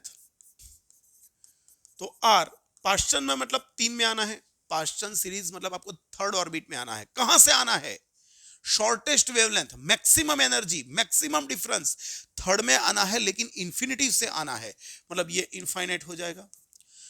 तो ये आपको मिल जाएगा r/9, सही लिखा मैंने, तो 1/λp पास्चन की सीरीज मिल गई। तो ये आपको शॉर्टेस्ट मिली, पास्चन की शॉर्टेस्ट, और ये लाइमन की लॉन्गेस्ट मिली। सही है, हाँ कि नहीं। तो चलो इन दोनों का रेशियो लेंगे, तो यहाँ पे लैम्डा पी शॉर्टेस्ट और लैम्डा लाइमन की फर्स्ट, मतलब लॉन्गेस्ट लाइमन की। तो यहाँ पर इसका और इसका रेशियो लिया मैंने, भाई इसका और इसका रेशियो लेंगे तो ऊपर चला जाएगा, देख लेना। ये आपका है 3r/4 और ये उसका उल्टा हो जाएगा तो 9/r। तो यहाँ पे क्या हो जाएगा, r कैंसल, 3 यहाँ पे 27/4 हो रहा है, 27/4, और लैम्डा 0 सामने चला जाएगा, तो पास्चन की शॉर्टेस्ट आपको मिलेगी 27/4 लैम्डा 0। कहाँ पर है ऐसा आंसर, तो हमको मिल जाएगा डी में। सही है, सही है। 50. The ratio of the wavelengths of last line of Balmer series and the last line of Lyman series. अरे यार, बामर सीरीज की लास्ट लाइन, बामर की लास्ट लाइन मतलब, बामर मतलब कहां पे आना है, सेकंड में आना है, लास्ट लाइन मतलब कहां से आना है, इनफाइनाइट से आना है, तो वो हो गया r/4। तो लैम्डा बामर आपको मिल जाएगा 4/r। लैम्डा लाइमन क्या मिल रहा है, भाई लाइमन r इंटू 1/, कहां पे कौन सी सीरीज बोले, लाइमन। भाई लाइमन ये 1/1² माइनस 1/ इनफिनिट का स्क्वायर, तो ये हो गया r। तो lambda Lyman is equal to हो जाएगा सिर्फ 1/r हो जाएगा। तो यहाँ पर ये दोनों का रेशियो मुझको चाहिए, तो क्या रहेगा, लैम्डा बामर अपॉन लैम्डा लाइमन, मुझको आंसर 4 मिलेगा। इसके अपॉन ये करेंगे तो r निकल जाएगा, तो सिर्फ रहेगा कौन, 4। सही है, सही है, लास्ट लाइन ही बोला ना, हाँ okay. 51. The ratio of kinetic energy to total energy of electron in Bohr's orbit of hydrogen atom में टोटल एनर्जी क्या होती है, माइनस के। तो जो आप रेशियो ले लोगे तो आंसर क्या आएगा, 1:-1। कहां पर है, ऐसा दिख रहा है, तो यहां पर आंसर आएगा 1:-1। सही है, सही है। 52. The total energy of an electron in atom in the an orbit is this. But total energy दी है, it's kinetic and potential energy हमने अभी लिखा, E is equal to minus K is equal to U/2। तो kinetic को subject बना देंगे तो माइनस E जितना होगा, माइनस E मतलब टोटल एनर्जी कितनी है, इतनी, माइनस 3.4, तो ये हो गया 3.4 EV। काइनेटिक तो उतनी ही होगी, लेकिन पोटेंशियल की बात करेंगे तो -2 हो जाएगा, प्लस मतलब ये 2 हो जाएगा, यहाँ पे 2 इंटू -3.4, तो यहाँ पे -6.8 EV आएगा। इन दोनों से सब्जेक्ट बनाएंगे तो K बनेगा -E और U बनेगा 2E। सही है, वैल्यू रखो, आंसर ला दो यहाँ पे, तो आंसर क्या आएगा 3.4 एंड -6.8, ये आपका आंसर बैठेगा। Next, for which one of the following Bohr's model is not valid. भाई बोहर मॉडल किसके लिए वैलिड है, जहां आउटर ऑर्बिट में सिर्फ एक इलेक्ट्रॉन होना चाहिए हाइड्रोजेनिक एटम्स के लिए, हाइड्रोजन के लिए, हीलियम प्लस के लिए, लिथियम 2 प्लस के लिए, बेरिलियम 3 प्लस के लिए, बोरोन 4 प्लस के लिए, यूरेनियम 91 प्लस के लिए सही है, जिसके आउटर ऑर्बिट में एक ही होना चाहिए। तो देखो यहां पर दिया है हाइड्रोजन एटम्स लगेगा, यहाँ पे सिंगल आयोनाइज्ड हीलियम वो भी लगेगा, ये सब में लगेगा, ड्यूटेरियम में भी लगेगा, लेकिन सिंगल आयोनाइज्ड नियोन में नहीं लगेगा। नियोन, नियोन का क्या होता है 10, 10 होता है ना 10, तो वो 9 प्लस होता है, 9 बार उसका आयोनाइजेशन हो गया होता तो चलता, लेकिन यहाँ पे सिंगल आयोनाइज्ड बोला है तो मतलब ये नहीं चलेगा। 54, sorry, if let T1 and T2 be the energy of electron in first and second excited state of hydrogen atoms respectively, according to Bohr's model the ratio of T1 and T2 by energy is proportional to 1 upon n square. So T1 upon T2 मतलब E1 upon E2, तो यहाँ पे 2 upon 1 का square, क्योंकि inverse proportion में है तो ratio क्या आएगा 4:1। सिंपल क्वेश्चन है, इससे इजी तो कुछ हो ही नहीं सकता जीवन में। अरे देखो पूरा पढ़ा करो बच्चों, मैंने गलती कर दी, देखो फिर से मैंने गलती कर दी,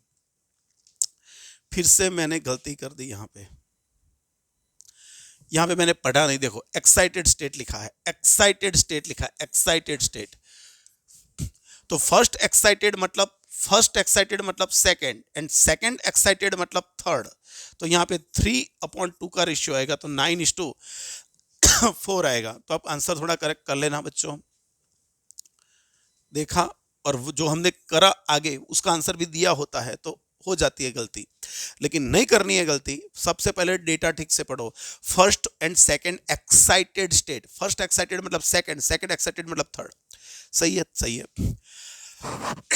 55, in hydrogen spectrum the shortest wavelength in the Balmer series is lambda, the shortest wavelength in Brackett series is, चलो यहां पे लिखते हैं भाई, बामर सीरीज पूछा है तो लैम्बडा बामर क्या होता है, r into 1/2 square minus 1/n square, लेकिन शॉर्टेस्ट वेवलेंथ पूछी है, शॉर्टेस्ट,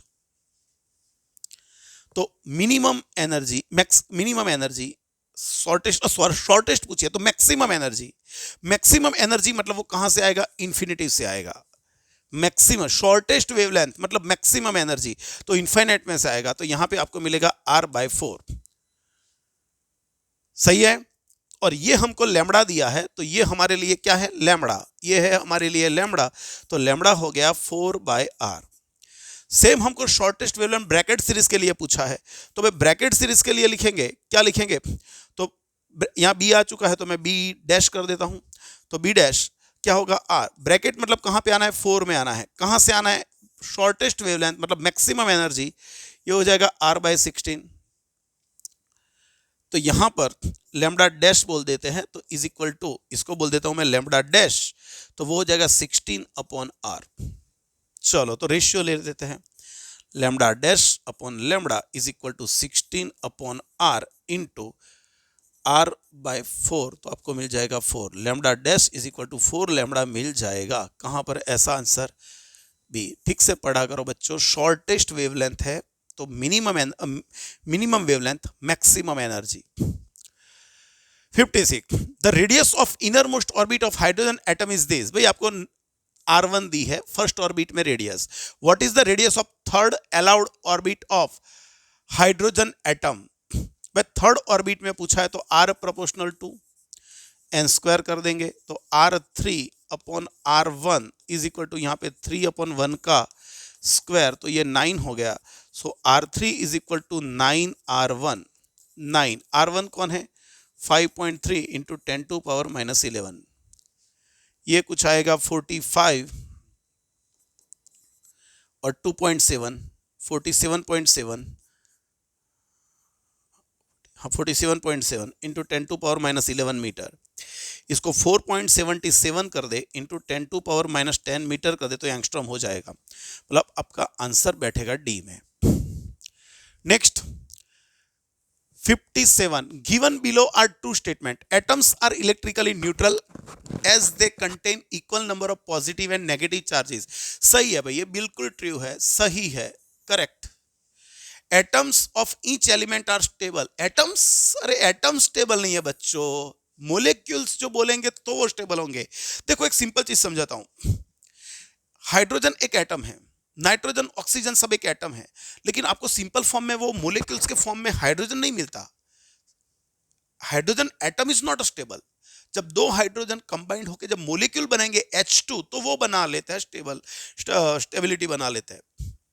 तो एटम को स्टेबल बोला है वो गलत चीज है ना। तो यहाँ पे ये गलत है। एमिट दर कैरेक्टरिस्टिक स्पेक्ट्रम, हाँ वो सही है, लेकिन आगे वाला गलत है, मतलब ये पूरा गलत ही होगा। मतलब यहाँ पे होगा statement 1 is correct and statement 2 is incorrect. सही है, याद रखो ये गलत है, ये गलत है। 58 मैच लिस्ट 1 विथ लिस्ट 2। चलो 3 से 2 में जा रहा है भाई, 3 से 2 में जा रहा है तो आपको वैल्यूज याद होनी चाहिए, बाकी आपको गिननी है। फिर तो अलग अलग ये फॉर्मूले से आप कर सकते हो। 1 लैम्बडा आर ब्रैकेट में 1 upon final square minus 1 upon initial square, इससे आप वेवलेंथ गिन सकते हो। पहले केस जो मान लो कि पहला केस आपको गिनना है तो आप ये कर सकते हो कि आर 1 अपॉन कहां पे जा रहा है 2 में, कहां से आ रहा है 3 से, तो ये आप करोगे तो आपको 6563 एंगस्ट्रॉम मिलेगा, जो होता है 656.3 नैनोमीटर। तो फर्स्ट का सीधा रास्ता जाएगा 3 की तरफ, और फिर 4 से 2 वो ये बैठेगा, 5 से 2 ये बैठेगा। अरे यार आप थोड़ा बुद्धि का अंदाजा भी लगा सकते हो। देखो सब में 2 में आ रहा है, सब में 2 में आ रहा है, मतलब सब बामर सीरीज ही दे रहे हैं। लेकिन यहां पर देखो 3 से 2, 4 से 2, 5 से 2, 6 से 2, तो जब वो 3 से 2 में आएगा उसकी एनर्जी सबसे मिनिमम होगी। एनर्जी मिनिमम मतलब वेवलेंथ सबसे मैक्सिमम। 6 से 2 में आएगा, 6 से 2, तो एनर्जी डिफरेंस मैक्सिमम है दोनों के बीच का, ऑर्बिट्स के बीच का, तो एनर्जी मैक्सिमम वेवलेंथ मिनिमम। तो यहां पर आप जैसे जैसे नीचे आओगे वेवलेंथ डिसेंडिंग ऑर्डर में होती जाएगी, मतलब वेवलेंथ पहले सबसे ज्यादा होगी और फिर डिक्रीज होती जाएगी। तो ऐसा ऑप्शन कहां पर है? ए आपको 3 में मिलेगा, बी आपको 4 में मिलेगा, तो ऐसा ऑप्शन आपको शायद बी में ही है। बहुत लॉजिकल, एकदम इजी क्वेश्चन था, ये यूज भी नहीं करना है, थोड़ा लॉजिक लगा लोगे यहां पे तो आप डायरेक्ट लिख पाओगे यहां पे। 59 the spectral series which correspond to the electronic transition from level 5 6 to 4। हमको पता है बच्चों ब्रैकेट सीरीज होती है। कौन सी सीरीज होती है? ब्रैकेट सीरीज होती है, जहां पर कहां पे से कहां पे आता है? फोर्थ में आता है। कहां से? आगे की कोई भी ऑर्बिट में से। 60 some energy levels of molecules are shown in figure with wavelength of transition। Okay then हमको 3 चाहिए। ओके तो ये सबसे पहला लैम्बडा 1 दिया है भाई। लैम्बडा 1 हमको कैसे मिलेगा? Delta E is equal to HC upon lambda, so we can say lambda is equal to HC upon E। सही है। चलो मैं सबसे पहले लैम्बडा 1 लिखता हूं। हम यहां पे नेगेटिव साइन को निग्लेक्ट कर देंगे, इसमें से जो बड़ी एनर्जी होगी उसमें से छोटी एनर्जी माइनस करेंगे। तो ये यहां से लैम्बडा 1 मतलब यहां से यहां पे आ रहा है, तो ये एनर्जी है 4, यहां पे लिखेंगे HC upon 4E minus 5E/2। सही लिखा मैंने, इसमें से ये माइनस कर दिया, तो इसको ठीक करोगे तो ये क्या होगा? ऊपर 2HC चला जाएगा और नीचे रहेगा 3E। चलो एक इक्वेशन नंबर 1। लैम्बडा 2 क्या होगा बच्चों? लैम्बडा 2 होगा वो यहां से यहां पे आया, तो वो होगा आपका HC/E हो रहा है। 3E माइनस 2E मतलब E होगा। और लैम्बडा 3 कौन हो रहा है बच्चों? तो लैम्बडा 3 वो यहां से यहां तक आ रहा है,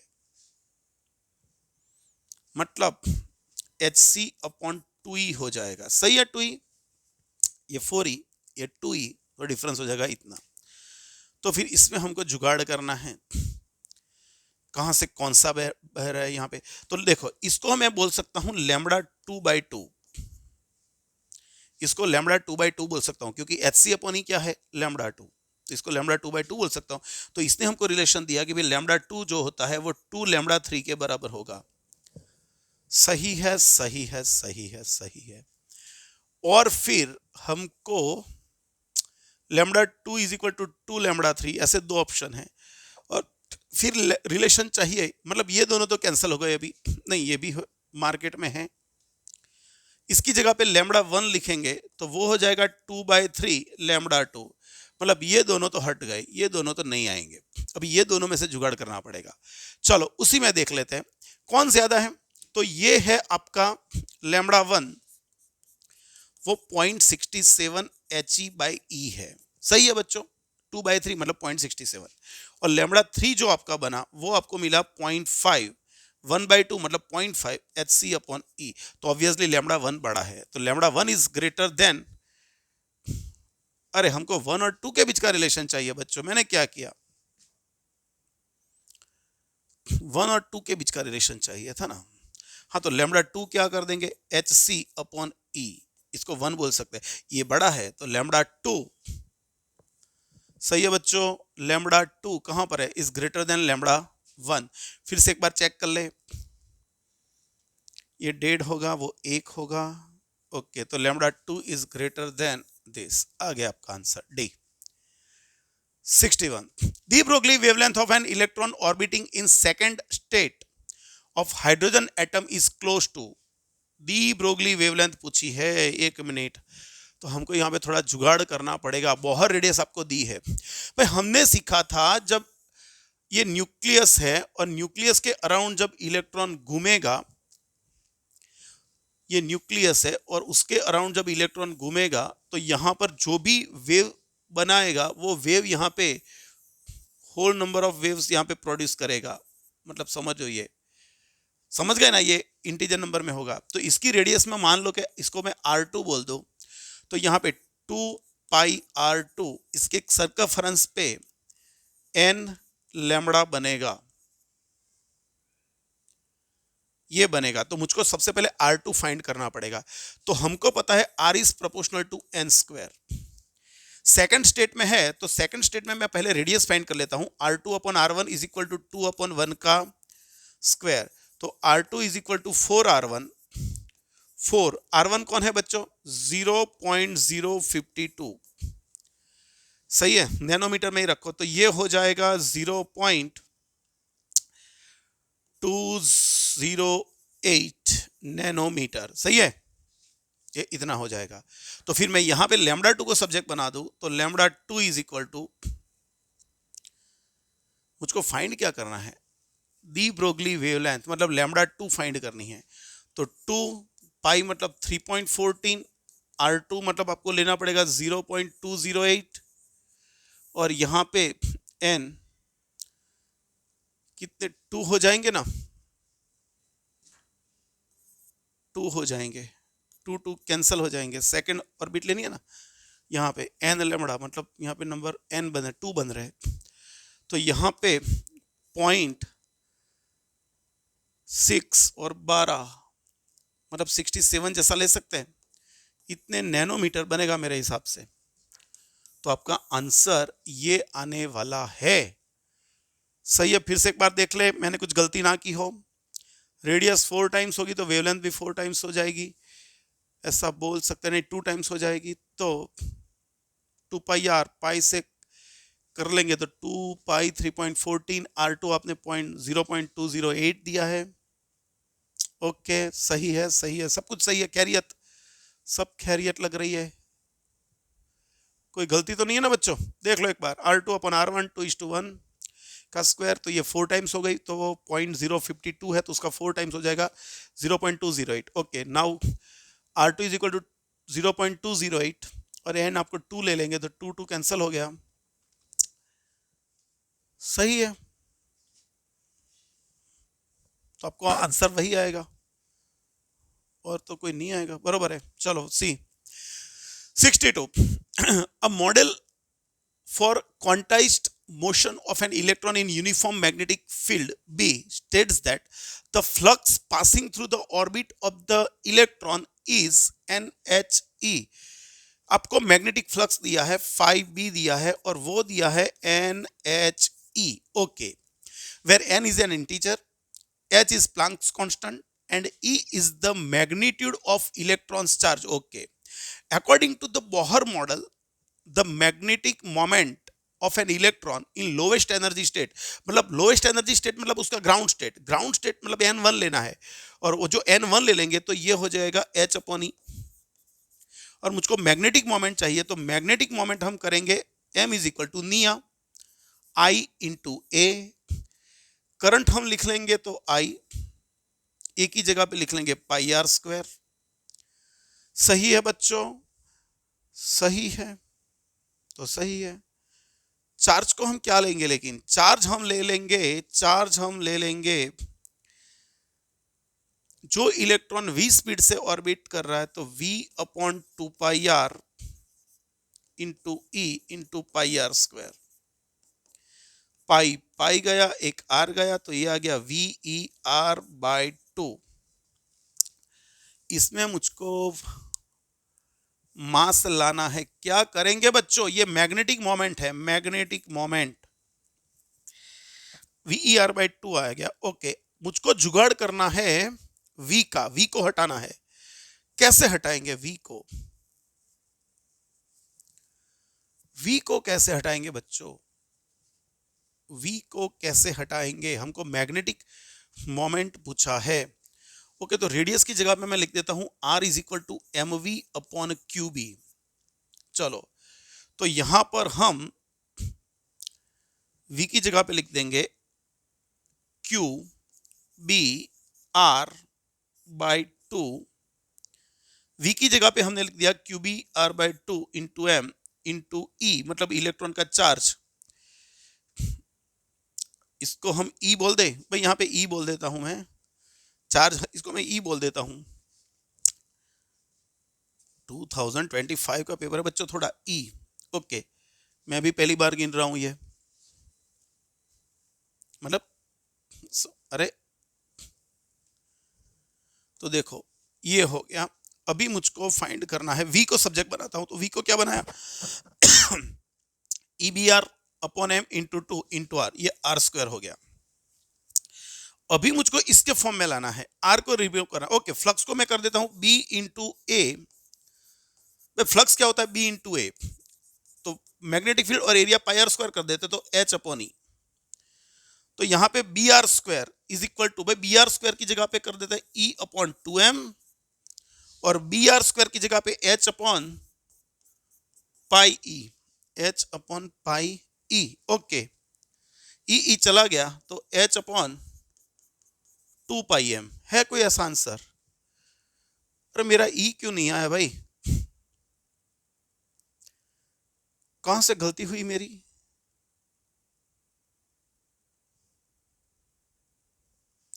ई नहीं आ रहा है मेरे में। चलो देख लेते एक बार। I A V upon 2 pi r into e और पाई आर स्क्वायर, ये हो गया v E R upon 2। v की जगह पे हमने लिख दिया ई बी आर। अरे ये ई डबल आएगा ना, अरे सॉरी बच्चों, सॉरी बच्चों, यहाँ पे देखो v की जगह पे हमने क्या लिखा, v की जगह पे हम वहां से लिखेंगे E B R upon M into E are upon 2। तो यहाँ पे स्क्वायर भी होगा, बी स्क्वायर भी होगा। ओके भाई, यहाँ पे ये हो गया, तो ये ई एच अपॉन 2 पाई एम, मतलब आपका आंसर बी सी बैठेगा। सही है, मेरा ई रह गया था। सही है, सही है। क्या क्वेश्चन था, ओहो, कितने कॉन्सेप्ट यूज कर रहे थे बोलो, एक चैप्टर के नहीं, 3 चैप्टर के एमसीक्यू थे, बराबर कि नहीं। 63, a particle of mass m is moving around the origin with a constant force pulling it towards the origin. Okay, मतलब हमको ग्रेविटेशनल, हमको कोलंबियन फोर्स नहीं लेना है, कोई कांस्टेंट फोर्स एफ ले लेना है। If Bohr model is used to describe its motion, the radius R of nth orbit and particle speed v, the orbit depends on n is. Okay, चलो हम यहां पे लिखेंगे इलेक्ट्रॉन को न्यूक्लियस के अराउंड घूमने के लिए सेंट्रीपेटल फोर्स कौन प्रोवाइड कर रहा है, वो फोर्स, और ये तो आपका कांस्टेंट फोर्स है। और मुझको बोहर मॉडल अप्लाई करना है, तो मैं एक काम करूंगा, m square v square R square कर लूंगा। सही है, ये करने के लिए मुझको इसको नीचे ऊपर m मल्टीप्लाई करना पड़ा, नीचे क्यूब आ गया, और ये कांस्टेंट मैं यहां पे रख देता हूं, कोई k लिख देता हूं, चलेगा। सही है बच्चों, सही है। देखो मैंने क्या किया, वी स्क्वायर ही रखा, ऊपर मुझको m v r is equal to n h upon two pi लाना है, एम वी आर इसी की जगह पे लाना है एन एच अपॉन टू पाई, क्योंकि बोहर मॉडल अप्लाई करना है। तो मैंने क्या किया, यहाँ पे एम से मल्टीप्लाई किया, एम से डिवाइड किया, यहाँ पे आर स्क्वायर नहीं था तो मैंने आर स्क्वायर से मल्टीप्लाई किया, आर स्क्वायर से डिवाइड किया। तो ये जो भाई साहब है उनकी जगह पे हम लिख सकते हैं एन एच अपॉन टू पाई का स्क्वायर, और ये पूरा सामने चला जाएगा तो जो प्रोपोर्शनल टू आर हो जाएगा, क्योंकि ये भी कांस्टेंट तो आर क्यूब हो जाएगा। तो यहां पे लिख सकते हैं कि आर क्यूब हो जाएगा, तो N square is proportional to R cube, so R is proportional to N की 2/3 पावर, आर एन की 2/3 पावर पे आएगा। ऐसा एक ही क्वेश्चन है तो फिर आंसर तो एक ही आएगा, लेकिन वेलोसिटी भी चलो देख लेते हैं, वेलोसिटी भी देख लेते हैं। तो फिर यहां पे आ जाता है, अभी यहां पे आ जाता है भाई v and r proportional to n, लेकिन r किसके प्रोपोर्शन में है, n की 2/3 के प्रोपोर्शन में है। तो v प्रोपोर्शन क्या हो गया, n अपॉन n की 2/3, तो ये ऊपर आ जाएगा तो n की 1/3 हो जाएगी। तो आपका आंसर डी आ जाएगा। सही है, सही है। ओके, तो रिवाइज अगेन, सबसे इंपॉर्टेंट एमसीक्यू, 63 एमसीक्यू थे, सारे के सारे एमसीक्यू आपको रिवाइज करने हैं, सब सारे के सारे एमसीक्यू आपको वापस रिवाइज करने हैं। जब तक हर एक एमसीक्यू खुद ना गिन लो तब तक रिवीजन करते जाओ, जहां पर डाउट हो देख लो, थियरी रिफर करो, फिर से रिवीजन करो, फिर से न्यूमेरिकल गिनो, बार बार थियरी सब वैल्यूज को याद रखो तो इजी बनेगा। स्कोरिंग चैप्टर ये है, देखा आपने देखा होगा कि इसी चैप्टर में देखो 2025 जो हार्ड था उसी में देखो एक क्वेश्चन, दो क्वेश्चन, तीन क्वेश्चन आए, थोड़े थिंकिंग प्रोसेस मांग ले ऐसा क्वेश्चन थे ये सब, बरोबर है, लेकिन फिर भी गिन सकते हो जो दिमाग ठिकाने पे है। तो चलो मिले नेक्स्ट लेक्चर में, तब तक मेहनत करते रहना, पढ़ते रहना,